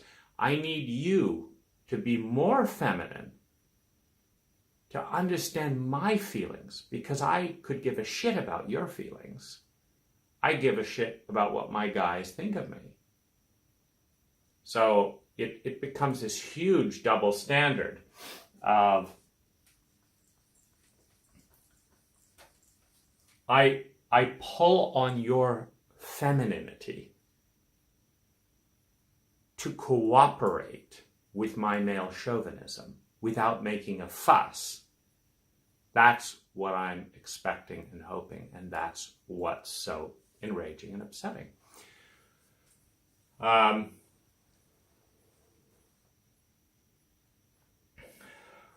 So how does this then show up in in male-female relationships? Well, one of the most important drivers is sex, because it kind of works like this. If me as a man, my inner masculine rapes my inner feminine,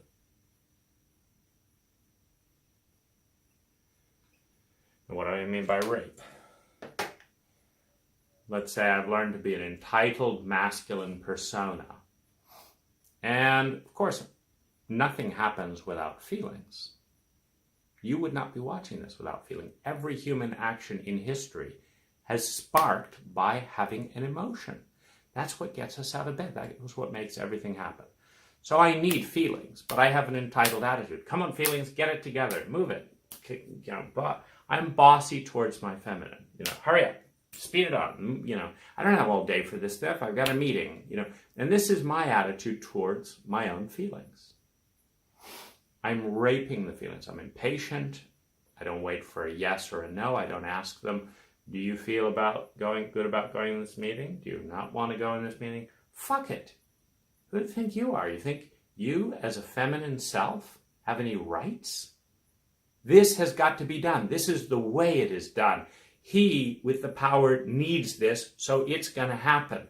Whether you have to stay up all night and da-da-da-da-da. So it is basically the masculine in me dictating to the feminine in me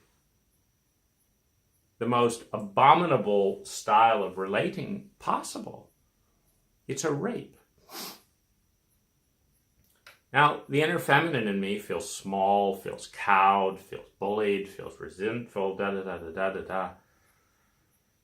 And then I go to enter a sexual relationship, and someone is in the feminine pole, receptive, open, blah, blah, blah, blah, blah.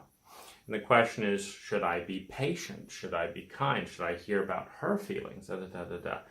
And maybe in the social conditioning, because that's on top of this, it's like, oh, you're supposed to treat women with respect and this and that and the other. What am I supposed to say? It's puzzling, because it's out of sync with our own relationship, with our own femininity. And then if the woman will allow, or if we feel comfortable, the same impatience will show up. Now, where this gets institutionalized in, for example, a BDSM relationship where the woman enjoys being raped and the man enjoys raping, what's going on there? Well, the woman has learned to shame and rape her own femininity to advance in business. And so that's the pattern she's developed. So it just makes sense to her when she opens up into her feminine component that she would rape and be raped. And she needs a man who will rape her the way she rapes herself, the way her masculine rapes herself. When she masturbates, when she fantasizes, it's not loving tenderness to that femininity. What creates the flow is externalizing the internal relationship of the masculine-feminine pole. Well, the problem, of course, is that when we as men rape our inner feminine, when women, as competent, successful American business people, for example, rape their inner feminine, are impatient, or put themselves down, put their feelings down, when cultural norms humiliate and put emotions down. You look at most comedy, it takes things that are feminine and puts it down. You look at female comics, they're always putting themselves down. And you take this relationship and externalize it, and you get things like domestic violence. You get things such as rape. You get things such as fantasies of, I don't feel turned on unless I can molest you the way I molest my own inner feminine. If my innocence got taken away in a violent way at 6 years old as a boy, I was beaten and humiliated and whatever, then maybe I want to beat and humiliate the innocence in a woman. Maybe I'm drawn to 6-year-old girls because that's the last time I remember having anything connection with my own inner 6-year-old feminine, because the masculine and feminine are growing up until one gets traumatized and arrested at a certain age. The arrest happens when we dissociate in order to manage a trauma that the culture does not respond to. And in the state of dissociation, we escape the feeling, but the age stays frozen. Part of us doesn't mature beyond that point. So now I'm fascinated with 5-year-old little girls who haven't yet reached the stage, or they're right around the stage of my trauma. And what do I know how to do to them? I know how to induce the same trauma that was done to me and that's never been undone. So I'm drawn to that innocence, which is still a part of me. But then when I get too close to it, I don't know what to do other than to reenact the wound that was done to me and never repaired and never owned. Because what does the culture do to a man when his feminine is trashed and betrayed and in every conceivable disgusting way? It says, well, you're a guy. Are you done with it? You got over it? Or nothing is said. The boy goes into his room and cries for a week, whatever, and nobody says a word. And he exits the room a sociopath, knowing that he will never let someone take him into his feminine side again. Why? Because all hell is in there, and no one will stand up for him. No one will take a stand for that boy, at that age or any other. So he's committed to not going in there. But the only way that he knows to relate to a girl or a woman is to induce those feelings in her and then abandon her in the same way that happened within him.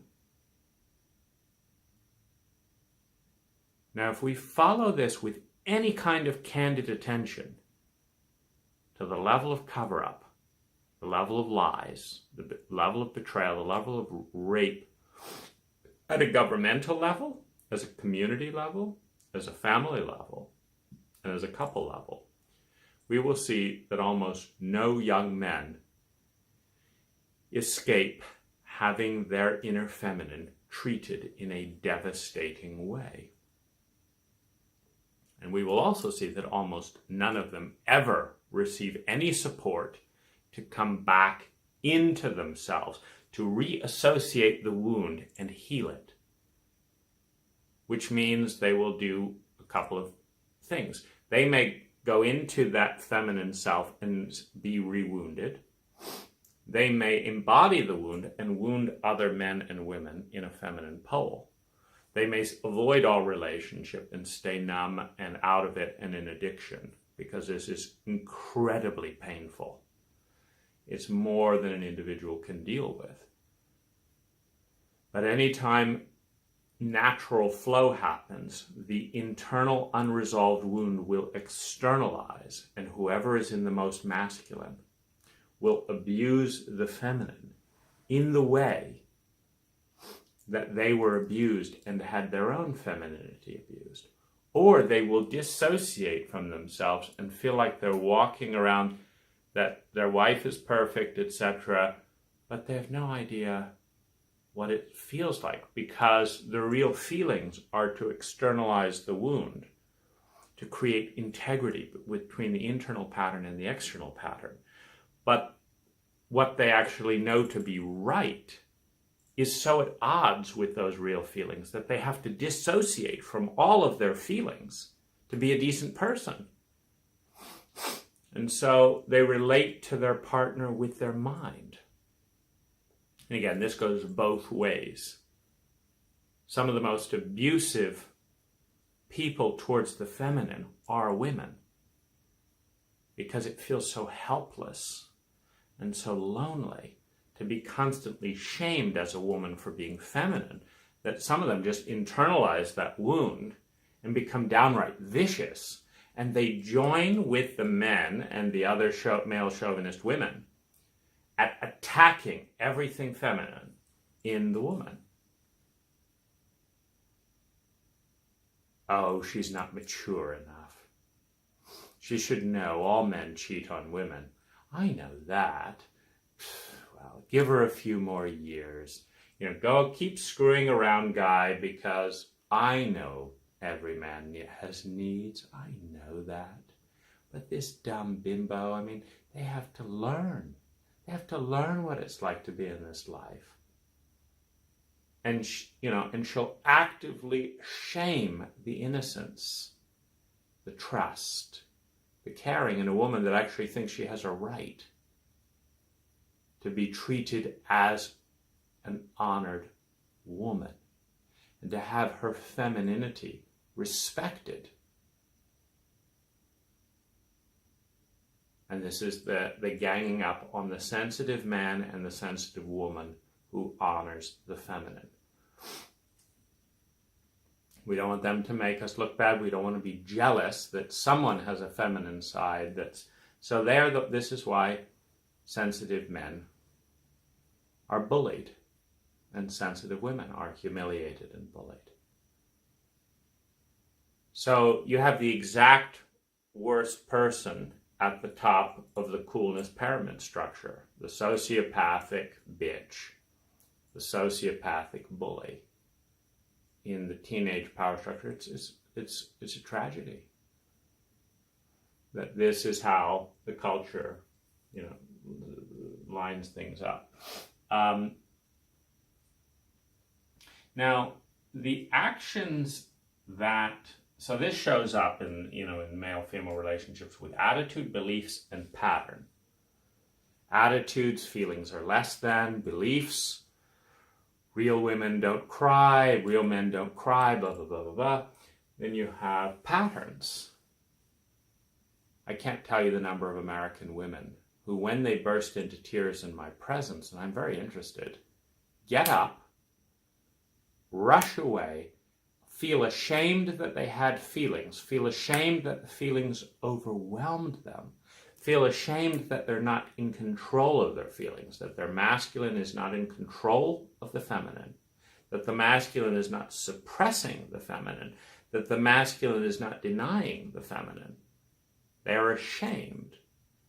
They apologize for demonstrating feminine emotion, and they run away. If they can't get a grip on it, they'll avoid me. and my status goes down as a man if I say, no, come back, I really want to hear those feelings. My status goes down in a chauvinistic culture, not in Thailand, but in a male chauvinistic culture. My status goes down. My status goes up if I make a witty remark in a seemingly friendly way of, okay, I see it's a girl thing, when it come back when you're ready, fine, whatever. If I show that, yes, I know, I'm a nice male chauvinist, my status goes up because we both, the woman and I, in a male chauvinist culture, both know that her demonstration of emotion reduces her status in the culture. So her job is to apologize, know that she's less than me because of it, leave, and my job as a status holder is to participate in the male chauvinism in a nice way. But if I actually fight for the feminine part in her and say, no, I want to hear why you're crying, I want to know what it's about, I make $300 an hour on a number of my projects. So that's what goes through my mind if I take time off work to show up for a partner. Okay, that's going to cost me around $600. Now she'll say, no, you've got work to do. In a male chauvinistic culture, work trumps emotion, always. But is it rational? Is it rational when I don't need the money? Is it rational to say that endless amounts of money are always worth more than one's partner's feelings? Is that rational? In a male chauvinistic culture, it is always rational. Money always trumps feelings. At least on the surface. The joke is people spend all kinds of money with their illiterate, unexpressed feelings, doing this and that and the other weird things to get revenge, a feeling, So, so this is the patterns. Now, what can you do about it? I find a couple of things useful. One,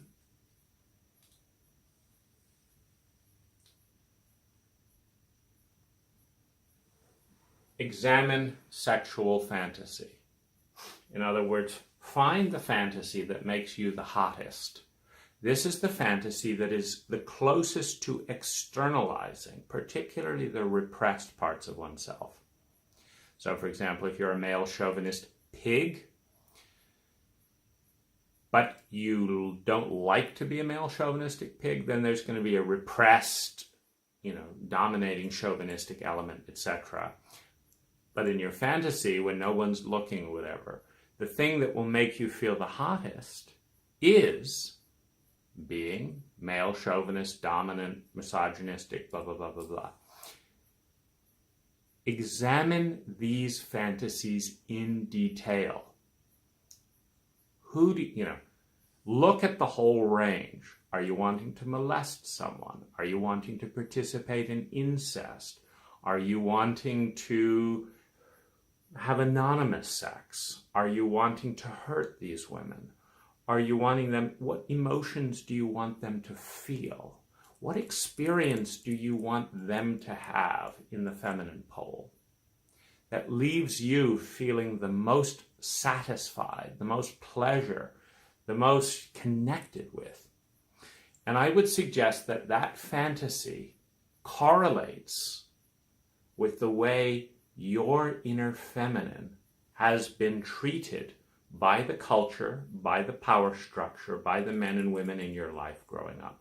And I emphasize the women because a lot of my greatest hostility that I kind of pay attention to this. So a lot of the greatest hostility I feel emerges after being treated profoundly insensitively and or traumatically by women who not only treat me that way, but pretend that it doesn't matter because guys don't have feelings. Or you're lucky you had sex with me, or some incredibly chauvinistically crappy thing that does not honor my feminine. And if I look at how I want to hurt the woman who just hurt me, I can see in more clear, that's how my inner feminine is feeling after the interaction with her. So now I want to become the more masculine. So the woman has upstaged me in the cultural hierarchy. She's been more masculine. She's been more insensitive.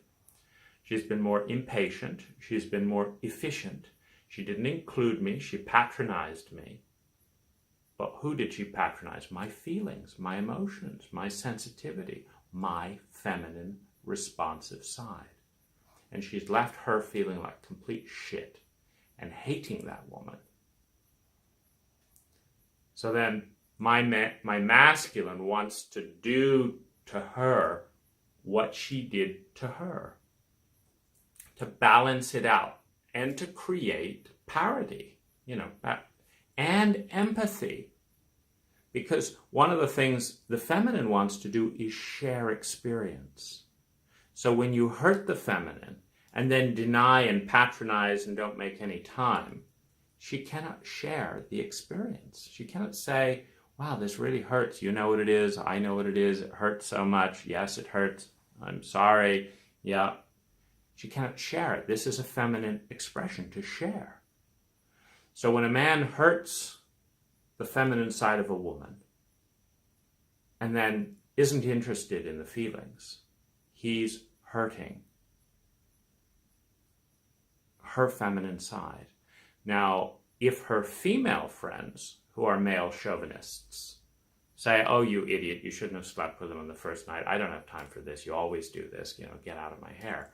So now she cannot share an incredibly traumatic and painful event with anyone.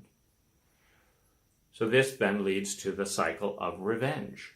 She wants to have revenge, in this case on him, so that he will know what she feels like, and he will share in the experience with her. Male chauvinism, his arrogance, his stupidity, his self-centeredness, the whole thing is leading her into a place where the more she talks about her feelings in a male chauvinistic paradigm, the more unimportant she is. See, because feelings being a feminine pole and everything feminine being less valuable than everything masculine, the more any individual, male or female, talks about their feelings in the presence of a male chauvinist, male or female, the less they are valued. And this has been the most enraging thing for me as a man.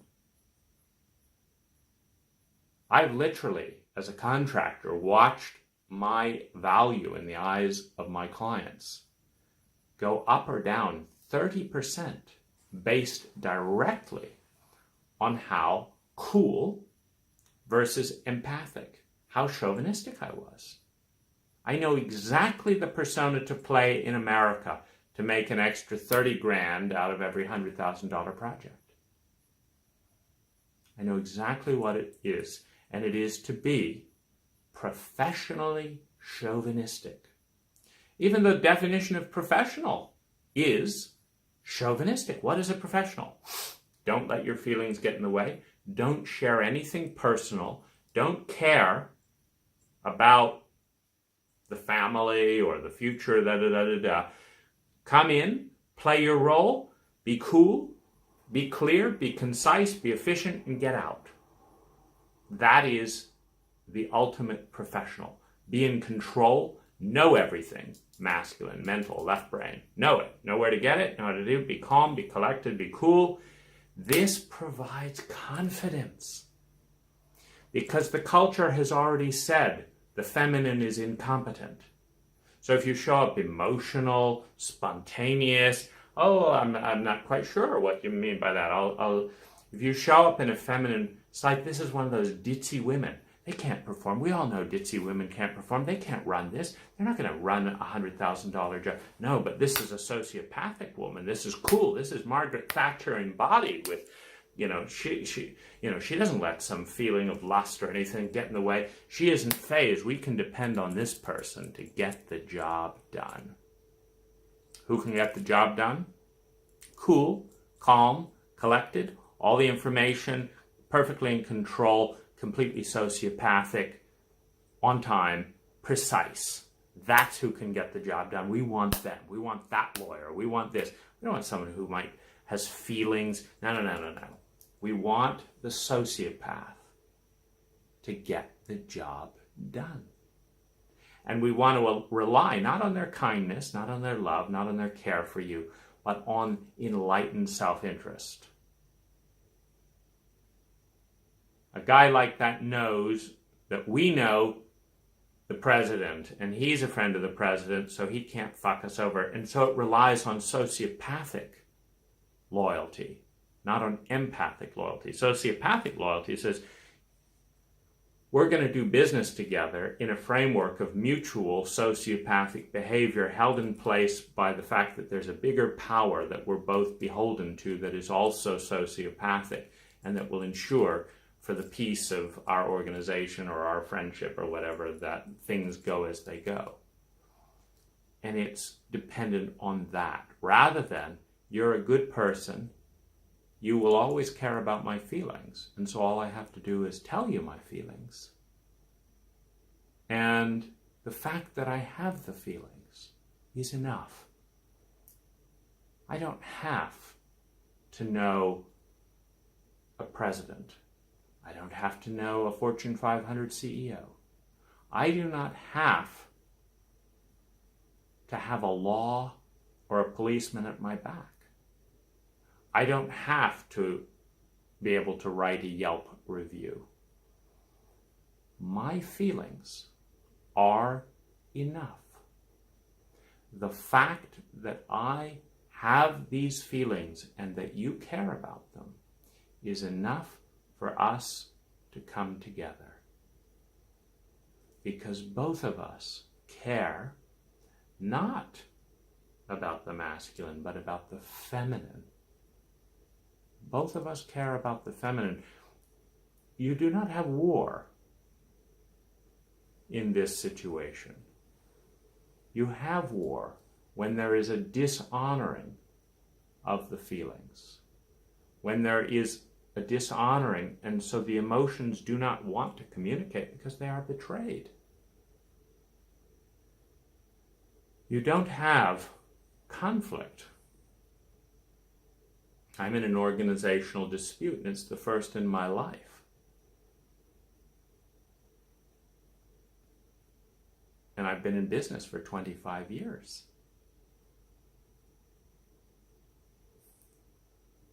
And it's a sociopathic paradigm where my therapist spiritually and sexually abused me in a therapeutic session while I was having my first psychedelic experience, which is a very dissociative and honor, it's a very sacred terrain. And then proceeded to do the exact opposite of what was good for me in all manner of betrayals. And then I asked for help, and I was shamed for that. I was shamed for being too sensitive. I was shamed for being emotional. I was shamed for having needs. Everything feminine in me was dishonored. The lover in me was dishonored. The innocent was dishonored. The inner child and the regressed trauma was dishonored. Everything feminine in me was dishonored. And the hurt was unbearable. And it slowly morphed into hate and rage and revenge. And as the hurt got worse, and I communicated, this is hurting me. Zero responsiveness. A complete betrayal of my feminine self. And it was not until I engaged my masculine, which is a horrific thing to do when you want your feminine to be honored for her, not for some fucked up power agenda. It wasn't until I threatened to sue the organization and the facilitator that they began to do anything to respond to the feelings. And they have never focused on the feminine. They've told me what I should feel. They have treated me exactly as they treat their own inner feminine. It's not personal. It never is personal. And that hurt is there. And because they're an organization, the Human Awareness Institute, focused on teaching other people about love, intimacy, and sexuality, and because that teaching cannot succeed without honoring the feminine, I feel particularly compelled to do something in such a dysfunctional dynamic. Because when our teachers and our leaders and our therapists and our healers, claiming in the name of love, dishonor our feminine, don't attune, don't respond, blame her, shame her for having the trust to open up, which is the most beautiful and innocent state when it is honored, and is the most traumatic and horrific state when it is betrayed and denied. This is the pivot from beauty and growth into devolution and or evil. Live, evil. Is life going forward? It is when the masculine honors and protects the feminine in the man and in the woman. So the first thing you want to do is examine your own sexual fantasy in the secret parts. Not to learn what you should do, but to learn what was done to you. Because you were not born. There is not a single woman or man born on the planet who wakes up in innocence and trustworthy and healthy, balanced culture and thinks, oh, it'd be really hot if someone raped me. It's like, where did that come from? Oh, I'd love it if you beat me. Could you tie me upside down, put clothes pigs all over me, whip me, and then tell me I'm a slut and I'm worthless? Oh, sure. That's exactly what I tell my inner feminine. So I'd love to do that. That feels great. It's like, finally, I can be honest. It's like, you know how the feminine ought to be treated, don't you? Yes, I do. I'm hanging upside down like a trussed up slut, and I like it. Well, good. Finally, a woman who knows how the feminine ought to be treated. And then there's this rush, there's this bond, because we are one. The way I treat my inner feminine is now the way you treat your inner feminine, and I treat you as a feminine expression in a woman. Or vice versa. All these men, and it's often, top CEOs, Fortune 5, these are masters of abomination against their own feminine because they've had to lead autocratically, masochistically. They've presided over layoffs. They've ruined thousands of people's lives to increase 5% to the bottom line. They've done this. They have been trained and rewarded for abandoning their own feminine essence. And some of them feel incredibly guilty about it. And so they want their inner feminine to be beaten, to feel the pain of the other feminine parts of people they've hurt. That's one element. But the other is, I want you to hurt my feminine side the way I hurt my feminine side. Because then there's flow, there's congruence, there's oneness, there's sympathetic resonance. So this is,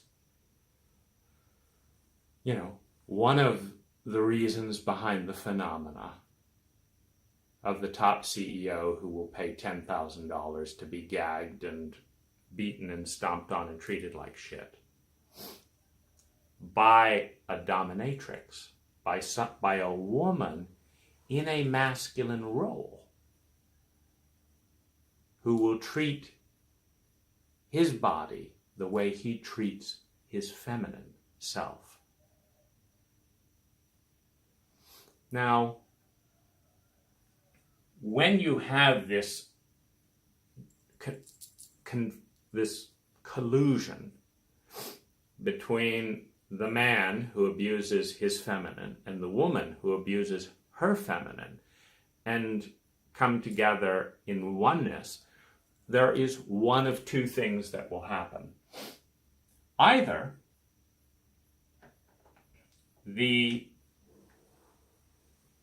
man and woman will start to treat their own feminine as well as they want to treat their partner and learn to treat her. I'm speaking as a man. And I'm in this situation right now where my fantasy is less honorable than what my partner deserves.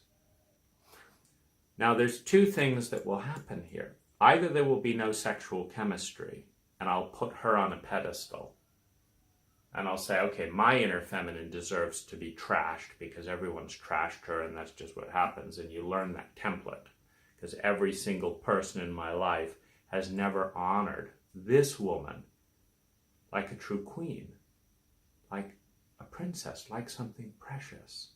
She's never been honored. And so one of two things will happen. If my girlfriend needs to be put up on a pedestal, and she doesn't deserve to be trashed and talked down to and put down and told she's an idiot and all that. My inner feminine deserves that, but she doesn't deserve it. But there's a gap. In that gap, there is minimal sexual flow. This is why it must be resolved. You'll either drift apart as a couple because there's no sympathetic resonance, or I'll start treating her like shit. And she'll say, it's fine, treat me like shit. We all know I'm shit. Because that's how her inner feminine has been treated as a traumatized woman since birth. Or we will both learn how to honor our inner feminine. And as that pivots, it will be sexually exciting to have a sacred and transcendent sexuality. Or somewhere in between. And what's happening, for example, in my relationship is it's kind of in the middle of that. So verbally, I'm impatient and condescending with her in the same way I am with my own feelings. And every time I am impatient and condescending, come on, hurry up, just, what are you doing now? This is real pressure from my masculine to perform. When you've been valued for your performance since birth, and the only value I've ever received in the United States has been accomplishment, masculine traits. And then I partner with a woman who begins to compromise my effectiveness because she's not as fast, she's not as sociopathic, she's not as quick and efficient. And come on, we got to do this, and now, done. That's how I've succeeded in a sociopathic culture. But it is not a feminine energy. So, in order for me to stay valuable in the sociopathic paradigm of a Western chauvinistic culture, I want to push her into my efficiency at the expense of her feelings, because she feels worthless, unwanted, like she's getting in the way, which is the message I'm giving to her.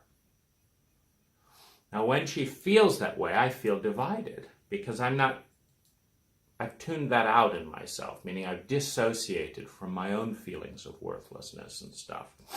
And I've just kind of in this kind of slave reaction to efficiency in the way that is typical business in the West. And so I then have to pause. And so what's happening is, on a verbal level, I do that. Then I see the impact it has on a very feminine woman. And I think, oh my God, what am I doing? Who the fuck said that making an extra $200 is worth trashing someone? This is outrageous. What's going on here? I want to be more like her. And so that's what I'm doing. Not in this, I'm in that, frenetic role. And it's partly because this is for a Western audience. I'm influenced by that. In the West, I'm valued for coherence, for articulation, for candor, and for success and efficiency. Well, this is a coherent, successful, candid, efficient. It's long. I'd be valued more if I was a little wittier, condescending to the feminine, and shorter. But nevertheless, this is leaning on my masculine side in a fight to honor our feminine side. So what happens basically is, I'm verbally chauvinistic, and I do a U-turn, and I get most of the way back. And then I don't like the misogynistic sexual fantasy, which reflects the way my feminine was treated by my mother, by my father, by my teachers, and by many of the female lovers in my life. I do not like the misogynistic way that my feminine has been treated, which expresses itself in misogynistic fantasies that create lust, but not tenderness. So there's a little bit of cessation. My girlfriend has one of the most beautiful bodies of any of the 70 lovers, give or take a few, that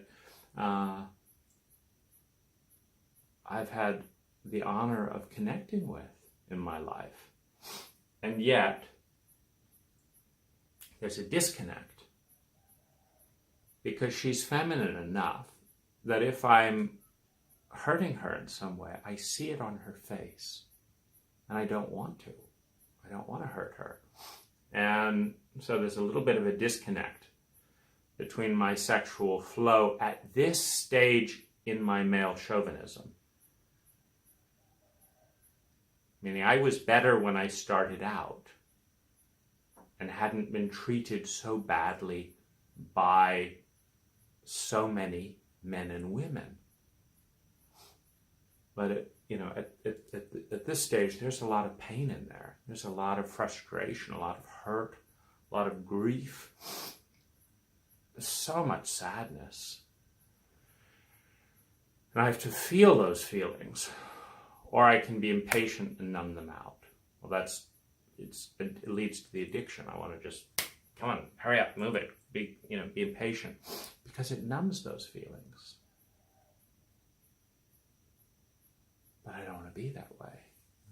I'd much rather find out, why is that feminine part in me feeling so devastated by all these people who claim to love and da-da-da. Why is that feeling that way? I don't want to do that anymore. So I do that. And I can say the biggest progress I've made is being able to call myself out on it all the time. That was rude. That was unsensitive. I'm addicted right now. I'm addicted to impatience right now. So if I'm bothering you too much, I'll just go and be addicted over here.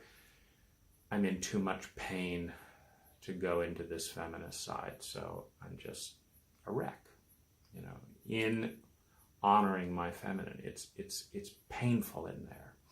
So, but I make a U-turn, I track it.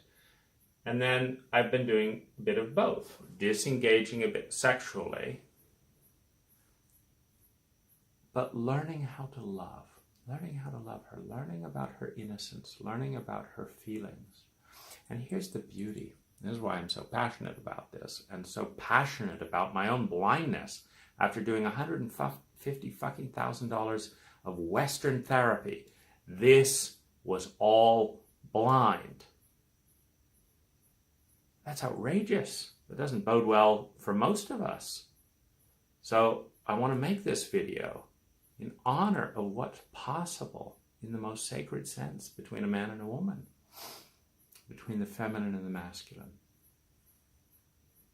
So what's been happening is, as I learn to love her little girl, as I learn to know her, as I learn to talk with her, and of course I have to do all that work inside. I have to learn my little girl, I have to learn to talk to her, I have to learn about my little boy, I have to learn where he's scared, I have to learn where he's lonely, I have to learn where he's afraid of getting punished and in trouble, where he's terrified and out of his body. I have to learn where she's numb and scared of being beaten, and I have to see all of that, and I've got to be there with them, and it's hard as hell.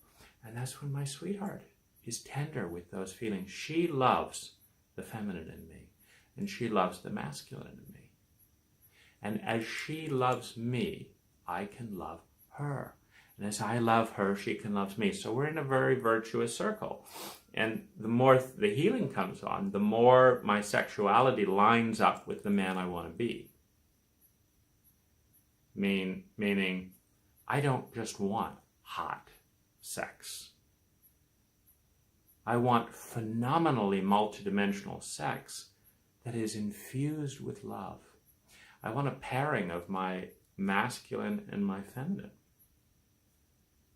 I want that beauty. And to do that, I've got to undo the cult memes that I've been given since birth. And it's outrageous to me that men are handed this by default, that women are handed this by default, just by being born in a male Western chauvinistic culture. It's outrageous. It's disgusting. And it leads directly to the statistics. So if we understand what's going on here and here, we can start seeing what would be the predictions, and any prediction you make from this is showing up in our culture. Like you predict a lot of violence. Well, 1 in 3 domestic relationships in the United States have domestic violence. It's a lot. And you'd expect betrayal and infidelity. Rampant. You'd expect divorce. Rampant. In fact, the abuse symptoms are so widespread in our culture that almost no relationship is untouched by any of them. Oh, fine, you're one of the couples that escaped domestic violence physically. You probably didn't escape it verbally. But even if you did, okay, you get a divorce because you've just dissociated from your feelings so much, because who you are as a sexual being and how you really treat your inner feminine is so different from the person you've put up on this pedestal as this wonderful little princess who can't do anything wrong, or this, that, and the other, and now you can't relate to them sexually because the only way you know how to relate to your own feminine is to trash it. But you've said this person is above being trashed, so it blocks the flow. You can't connect those, so you don't have the chemistry. And she often doesn't either, because while you may put her up on a pedestal, she's learned since birth that her feminine side is absolute trash. So she may connect with a cool sociopath who does all the things that you don't want to do to her. Not because that's an embodiment of the sacred goddess or anything like that, but because he thinks she's a piece of shit. And deep down inside, she thinks she's a piece of shit. And there's no phoniness about it. And the sex is awesome.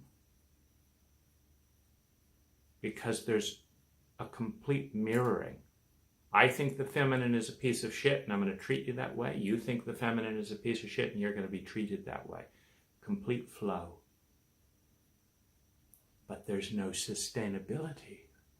There's very little love. Innocence and everything sacred cannot grow in that terrain. But betrayal and chauvinism can. And if the third energy is born out of that intensity, it's a chauvinistic third energy. It's not wholesome in the way that really learning to love the innocence of that little boy, the innocence of that little girl, and treating them with kindness and letting the third energy blossom out of that is profoundly loving, profoundly loving. It's beautiful. So one of the other arenas, just a couple of loose ends here to explore.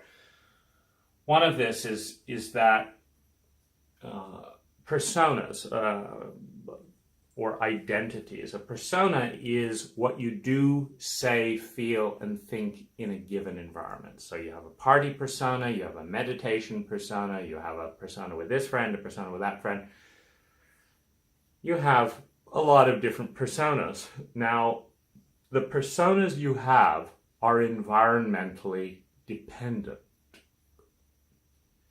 Meaning, if you're committed to your career and you're in a black tie business dinner, you are not an outrageous laugher who's just guffawing at the absurdity of life, not unless you're high.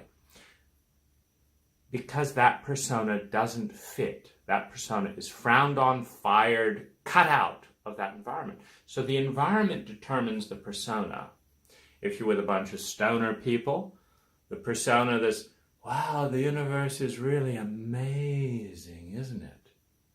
That persona does very well there. That same persona at church, wow, the universe far out. That's not the kind of church we are around here, Mr. Go be with Satan, It's environmentally dependent, basically. So we all come in with infinite possible personas. And then our culture determines the probable persona. So as a Western born citizen of some kind, you're going to have a business persona. Or at least know what it is, and you're probably going to have one. This is who I am at work. You're probably going to have a persona with a dear friend when you're really busy and would wish that they go away persona, because you're busy with work, but you have this mind that says good friends listen to their feelings, but doesn't you have to understand I've got to stuff these envelopes? So you're going to have that persona. You're going to have a persona when you're with strangers and for some weird reason you don't have to put on a face. You're going to have a persona with your kid. You're going to have a persona, if you have multiple lovers, you'll have a persona with this lover, a persona with that lover, a persona with this. The more authentic you are and the more relaxed you are, the more you will change a bit to varying degrees depending on where you're with. But I'm going to suggest, so these are the probable, personas of the culture, family persona, friend persona, technology persona. This is who I am with my computer. This is who I am with my dog. This is, and then you have the actual personas. Here's me in court.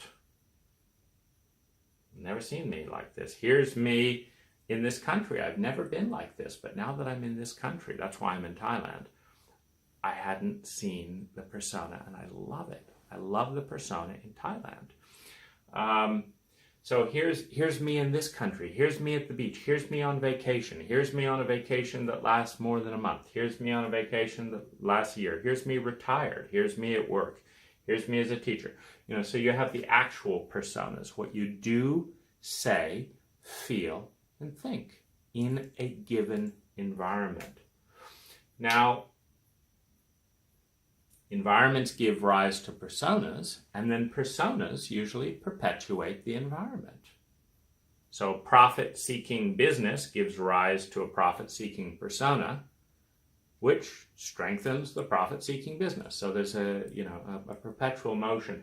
But this is where culture is so critical, because you're going to have, if you're a guy, you're going to have a with the guy. And the with the guy persona is going to want to belong and fit in and survive and all that, which means there's going to be a way of relating to femininity with the guys and women with the guys. So you're going to have a persona that has some relationship to a very chauvinistic way of looking at things. Now, women, in the same way, will have the same thing. It can be very chauvinistic. When you're talking about a man's body and his money and his power and his accomplishments, you are talking about a human being in a male chauvinistic way. You are emphasizing and measuring his masculine traits without talking about his presence, without talking about his caring, without talking about his responsiveness, his spontaneity, his kindness, without talking about his conversational style. So you are defaulting to the cultural chauvinism. So there's going to be a persona in that. And this persona can hurt a healthy relationship. How was she in bed? That is a male chauvinistic measurement. And if you just go into, okay, so they're seeing her, they're measuring her breasts, they're doing this, they're doing this.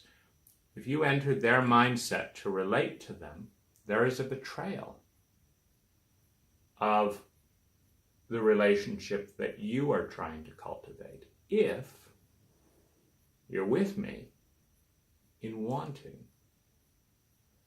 an equity of the value of the feminine in you and the masculine in you. The feminine in your partner, the masculine in your partner. If you're interested in true healing and balance, then to go into, okay, so they want to know tits and ass position, blah, blah, blah. That's not how I want to talk about my partner.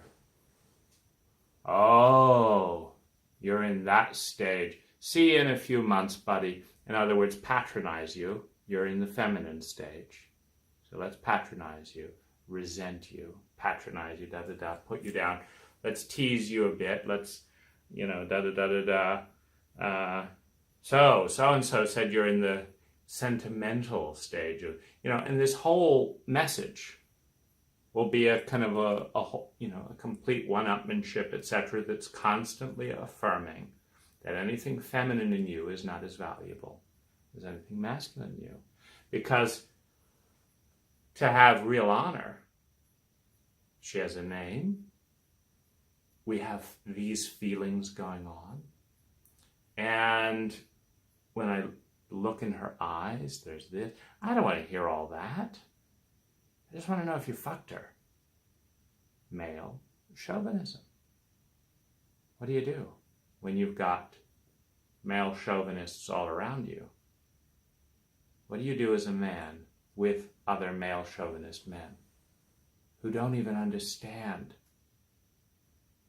that they're talking about themselves, that they've lived an eternity of treating their inner feminine like absolute shit, when the truth is that their inner feminine is the most beautiful thing about them. Beauty is all in the feminine presence. And how sad it is that they're talking about themselves that way.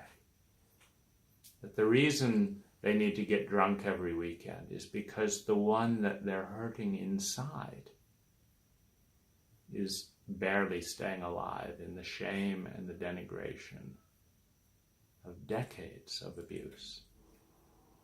What do? When you want to help someone like that, and they're so committed to avoiding the pain that they have brought into themselves by internalizing the wound, because when we're born, we have the core. The core is not divided neatly into feminine, masculine, gender roles and all that. You won't find that boys are more or less emotional than girls and stuff like that. You're going to find a core. And yes, as the hormones and testosterone and adrenaline balances are a little different, the masculine will emphasize a little more. But it's not half as rigid as the stereotype of the culture.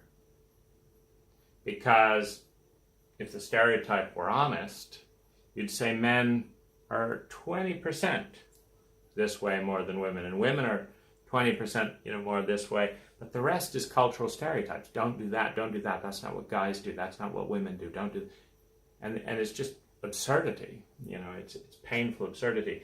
But what happens is you have the core persona, and the core persona is innocent, is trusting, and is beautiful. And the core persona in every Western child is betrayed and wounded by the environment. The environment itself is materialistic, rationalistic, chauvinistic, male chauvinistic, dishonoring of, even the child is viewed as in these days, is viewed as an inefficient inconvenience until they become productive, masculine, by a large majority of parents. A large majority of the time. Oh my God, how I could be getting this done and this done, but you had to be innocent. You had to be present. You have to be looking off at. That's not where life is. Get real. If you don't do these numbers, if you don't do good in school, this culture has no place for you. This culture doesn't care about you. It doesn't care about your feelings. It never has. It never was. Never will. Get real. Do your math. Do this. Get a job. Get a boob job. Do something that makes you valuable in a fucked up, chauvinistic paradigm. This is a wound. Who you are doesn't matter. And the being is a very feminine part of every man and woman. It doesn't matter. So there's an adaptive role. Because first, there's the wound and there's the hurt. Then the wound and the hurt is betrayed. Oh God, crying fits again. Grow up. Oh gosh, you deal with her, mother. I've got work to do. This is the betrayal of the wound. The child learns that their emotions don't matter in this period. They learn that it feels like absolute shit, and they learn it doesn't matter. So then comes the adaptive behavior. So the real self, the real feminine self, was not honored by dad and mom, or it wasn't honored by dad. Mom comforted me, but dad was disgusted with me. I want to be the one that dad likes. It's an important growth period for every child. Go from the mother to the father. Well, the father doesn't like feelings, doesn't like this and that and the other. So the little girl, the little boy pretends that they're what dad likes. So my father put my mother down constantly. She's an idiot. Oh God. And he enlisted me. So as the oldest child of 5, look what your mother's doing again. And who I wasn't seen and connected to. I had a lot of trauma in the infant period, developing, PTSD. The wound was not responded to and was not welcome. And so, who do I have to be before Dad is interested in me? Sarcastic, witty, smart, articulate, and condescending towards women, particularly feminine women. Your mom's such a stupid, like she couldn't even, look at it. She thinks she can open the blender like that. Look at it. You can't put the top on before the bottom, you stupid woman. The message is always the same. Masculinity is 10 times more valuable than femininity. And she's right in there with him. Well, I'm just a ditzy woman, this and that and the other, or silent or not. There's not a cultural framework that says you can be a persona that is accepted by Dad and be healthy in the relationship. Because what's happening to that little boy who cares about his mother, who wants her to be talked about beautifully? What's happening to her? She's feeling scared that if she doesn't stay silent, that she's, as a 6-year-old little girl, just as illogical as mom is, just as sensitive as mom is, just as just as innocent, all of that. And she knows she's to be derided, humiliated. She feels silent. She feels hurt. And she feels like, no, I want to be invisible. So that you can be, the little boy can be the cool one, the arrogant one, the condescending one, to fit in with Dad. Now, what is Dad praised for? What does that little boy hear? His entire growing up period, your dad is so smart. Oh, that was a witty comment. And what does he never hear? He's cruel to your mother. He's cruel to you. He's cruel to your family. And what does he hear when he expresses, I feel like shit around my father, Don't talk to your father that way. Don't have those feelings. By the entire cult of the culture, a complete suppression of any honoring of the feminine. And so what does this little boy do? He starts bullying his little sister. And he's confused about this. Like he's doing to her what he's doing to her. And he doesn't understand what's going on. But he wants to be liked by Dad. He wants to be loved by Dad. He wants to belong to that relationship. And there is only one way Dad knows how to relate. And it is profoundly linked with the culture's template of male chauvinism. The culturally acceptable template. He was never called out once. Not by a teacher, not by a friend, not by any of my younger siblings. And when we began to, feelings. As we became teenagers, Dad, why are you doing that? Why are you doing that? I don't have time for this, you dumb, stupid children. I've got men thing. What? Making money and work to do. More important than any of our feelings. More important than Mom's feelings. More important than any feelings. And you never have feelings, do you, Dad? Because you're too important for that, right? You don't apologize for things. You don't show empathy. Because you're above all that, right? And that's where you get all your praise in this chauvinistic cult.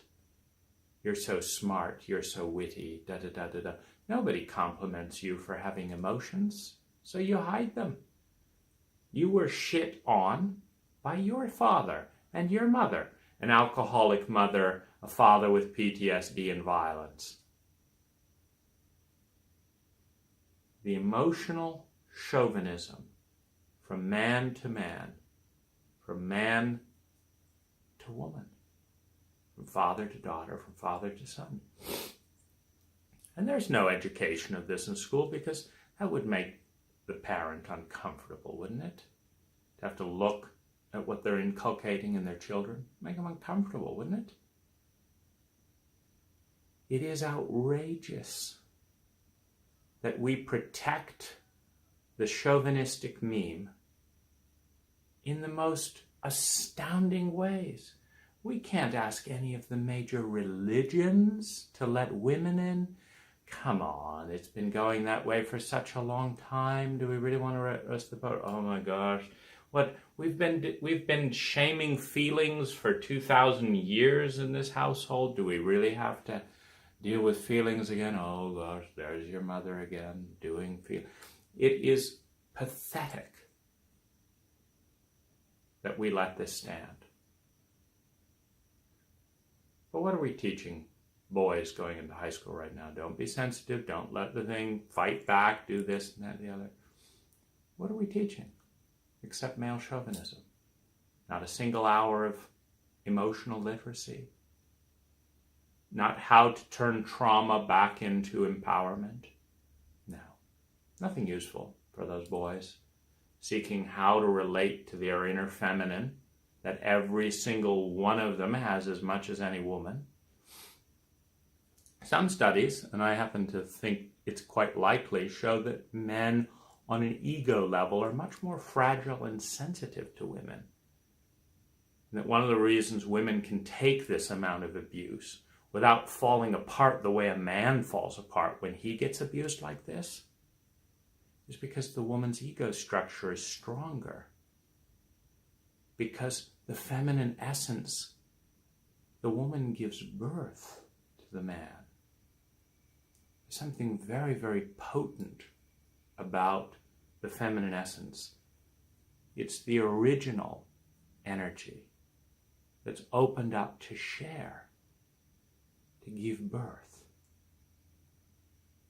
In some of the mythologies, not our own, of course, we have ribs out of Adam's side. In some of the mythologies, goddess created God to share, to communicate. First there was the goddess, then she created God. So she'd have someone to talk to share the power with, to share the creativity with. And certainly, many women show a tolerance and a security in themselves that it takes an enormous barrage of Madison Avenue and all kinds of crap to destabilize. I mean, you think men could deal with monthly periods, barrages about... See, you have the most stupid things. You have these fat guys, people with, I haven't combed my hair all day. Do I have to worry about that as a guy? Oh, no. But I can comment, doesn't have quite the right... her roots are showing. It's absurd. It's just one more expression of male chauvinism. The woman has to be perfect, judged by a fat slob who doesn't even comb his hair. Well, of course. What do you mean, of course? Why should we accept any comment about anyone if they're not a toned six-pack, this, that, and the other, with a great attitude, this and that and the other, and then if they say something, fine. But otherwise, and get your muscles going. That one's a little small there. That one, go. No, you're clearly using the wrong hair. There's none of this bullshit. It's just one more double standard in a chauvinistic culture because it sells a lot of things. Women look great. I've never given a damn what they look like. Can we communicate? Can we have something real? Well, women look great. Big deal. Oh gosh, can't have that, can't have that. You got to do this and do this and do this and do this and do this and do this and do this.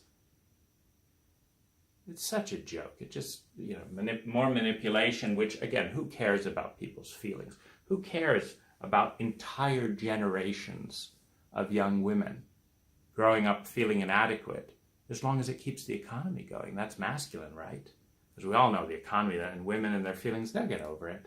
They'll get over it. Just more feminine chauvinism.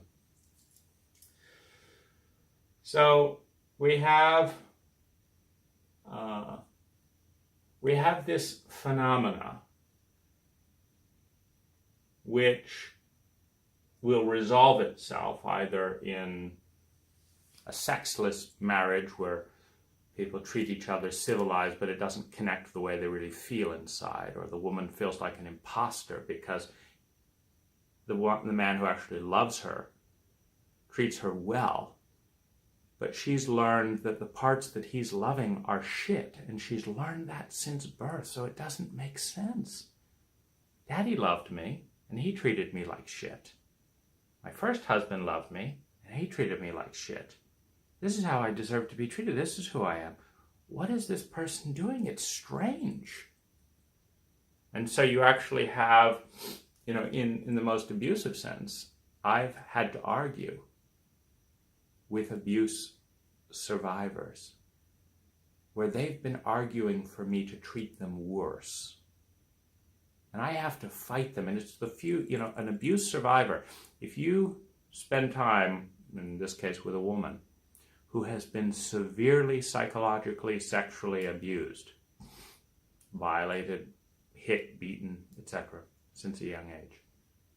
If you spend time with this person, they're going to send constant cues that it's okay to abuse them, and they are going to protest about being treated well. Oh, Maggie, don't trouble yourself. I just offered you some water. No, it's like, what's going on here? Well, someone as important as you doesn't want to waste time with silly old me. And they coach you to treat them like shit. And it takes an act of conscious dissociation from the program to say no. And to actually show an interest and take care. Like, okay, how many boyfriends have abused you? All of them.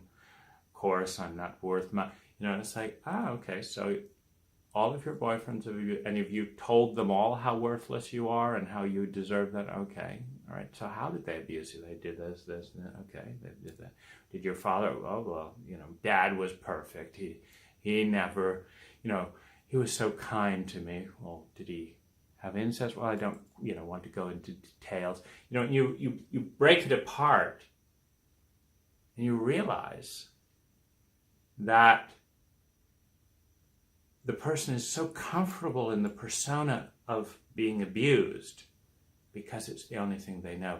And we need certainty. This is not what does male chauvinistic say? These idiots, right? No. We're the idiots who don't bother to learn about psychology. We're the idiots who won't bother to teach our children psychology, who don't give parents a single class on parenting, who don't require parents to have a psychological test prior to giving birth. That's the chauvinism. When a child forms a certain identity as an abuse survivor, that identity of certainty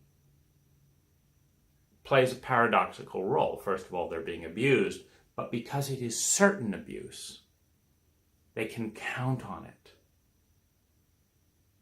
The traumatized abuse survivor runs home for the familiar trauma over the unfamiliar trauma, or the unfamiliar positive, because it's certain, and because their adrenals and their cortisol can't calm down until they know what they're dealing with.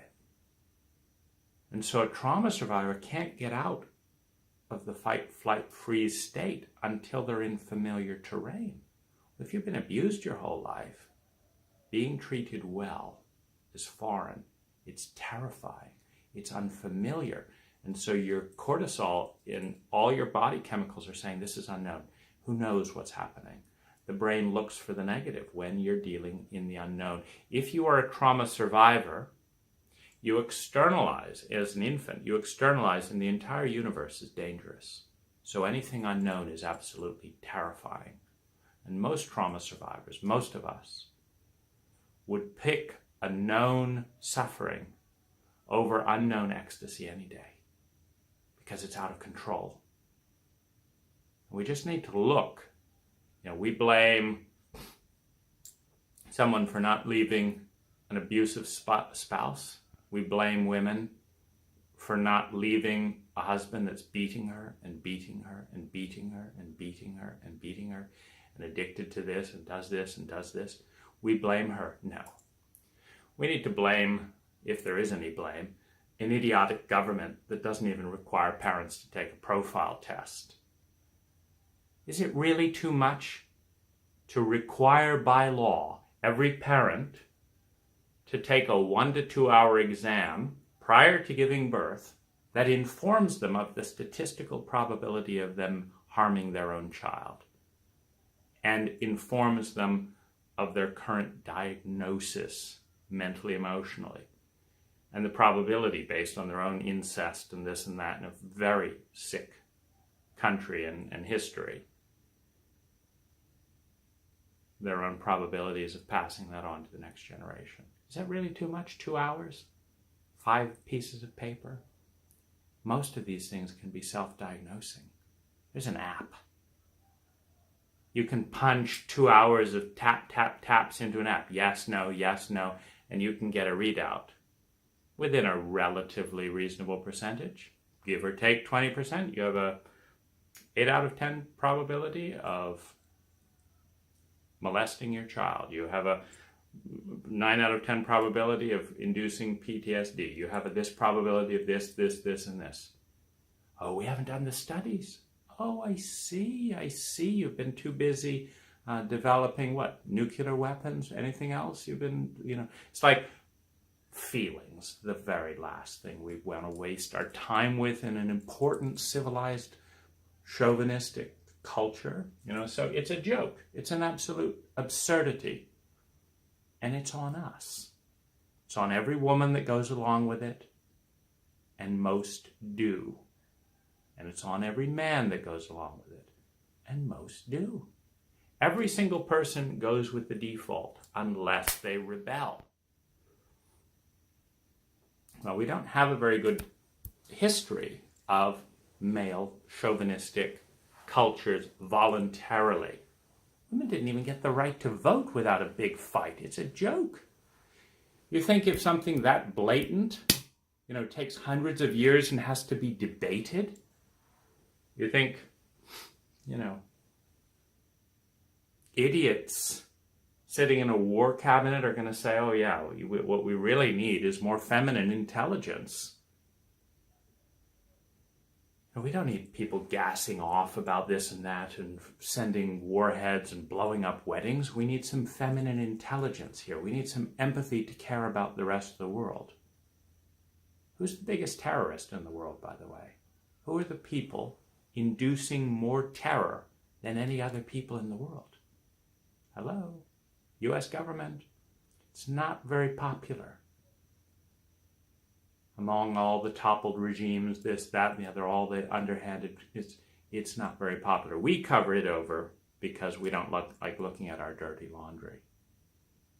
But there's plenty of people all around the world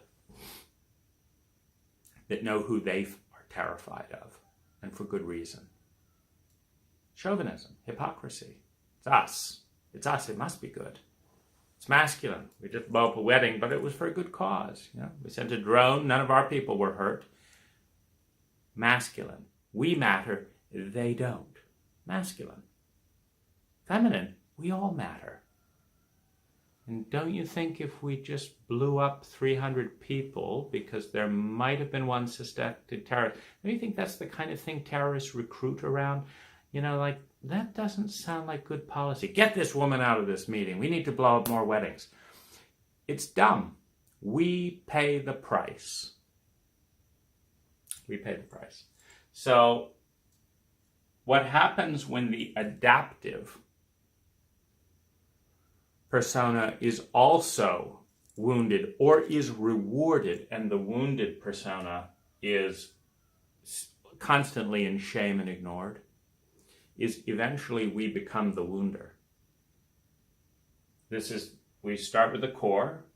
This is the dishonored and betrayed core. Then there's the wound. This is the dishonored and betrayed wound. Then you have the adaptive persona that is blessed by the power structure. And that is also a persona that is able and willing to wound. And so the wounder becomes internalized when this is not going back, when the core wound is not grieved at the level of the core, it becomes the wounder. So one of the things that you can predict and see as one of the big problems that comes when all of this is in play is that more materialistic and masculine cultures would feel superior to more environmental ecological cultures. For example, we may pretend, oh, isn't it great that, Bhutan has a metric of, national happiness and is a net carbon generator. Oh, isn't that nice? But that's just a little country or Denmark, where the quality of life is 300% higher than in America. And in a sampling of 30 people I interviewed, every single person liked their government, liked their country, loved their job, was having a great life. 30 out of 30. I can't find one American in 30 who loves their government, loves their, in a debate about the country, loves their job, maybe 50%. The Danes are killing it. Well, they're a small country. Do you mean to tell me that our quality of life would go up 300% if rather than being the United States, we just went back to being intelligent, ununited states? Is really being big and bullying the rest of the world so important that we could have a 300% quality of life state by state? We just can't pull it off on such a big country. I mean, what a joke. Well, we got to be big so we can bully people. The Danes don't. 300% higher quality of life. Happy people. Every one of them. College degree, free health care, great lives. The architecture is better. It's magnificent. I was so shocked when I went to Denmark for the first time because no one had any fear. It's like, well, what's going on here? Every American I meet has this undertone of, gotta do this, or I'm a loser. You gotta do this, or I will get laid off, or gotta do this, I gotta get ahead, No, they're just enjoying their lives. 300% more. Chauvinism will never look at that because it wouldn't even consider quality of life is important. Even in the chauvinistic metric of billionaires per capita, that region, Denmark, Sweden, Netherlands, etc., has more billionaires per capita in a socialist democracy with a 300% higher quality of life. Socialist, social, feminine, caring about the people. We are the one superpower, and often behind closed doors, the one bully. Well, there you have it. Yang and yin. One of the problems when you're in a culture, giving is more important in the role than receiving.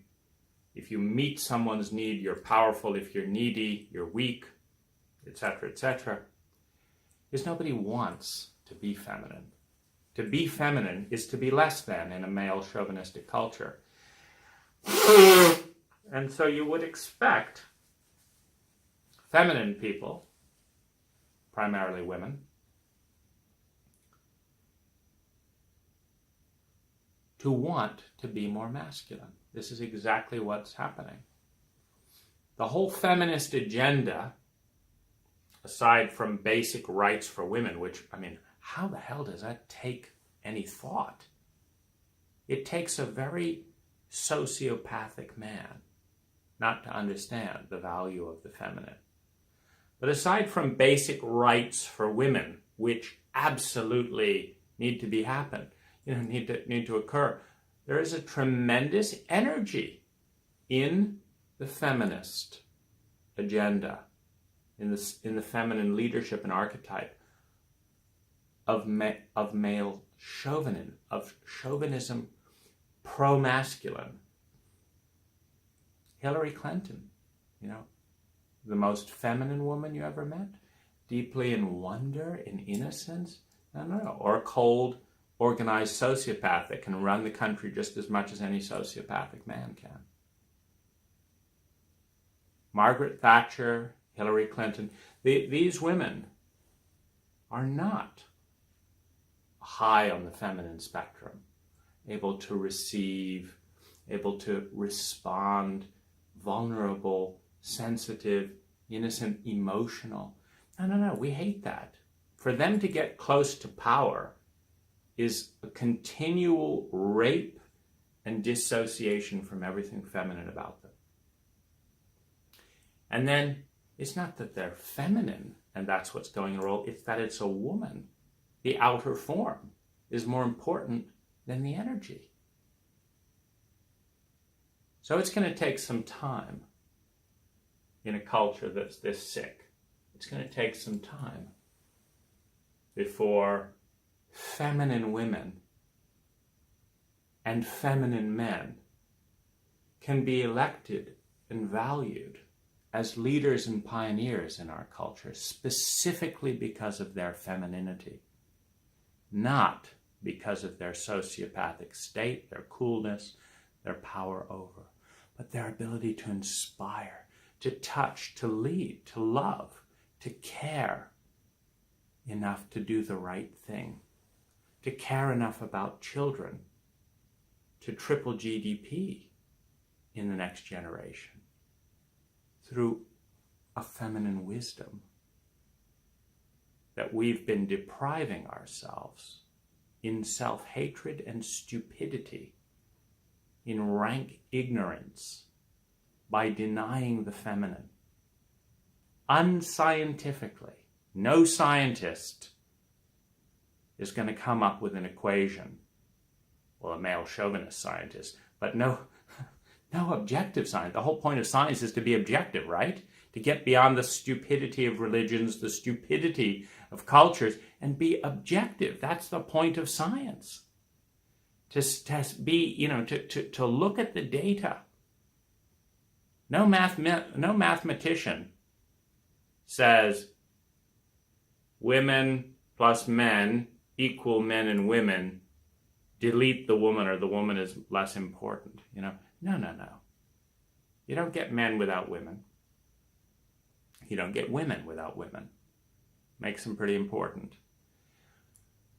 You don't get electricity without a negative and a positive pole.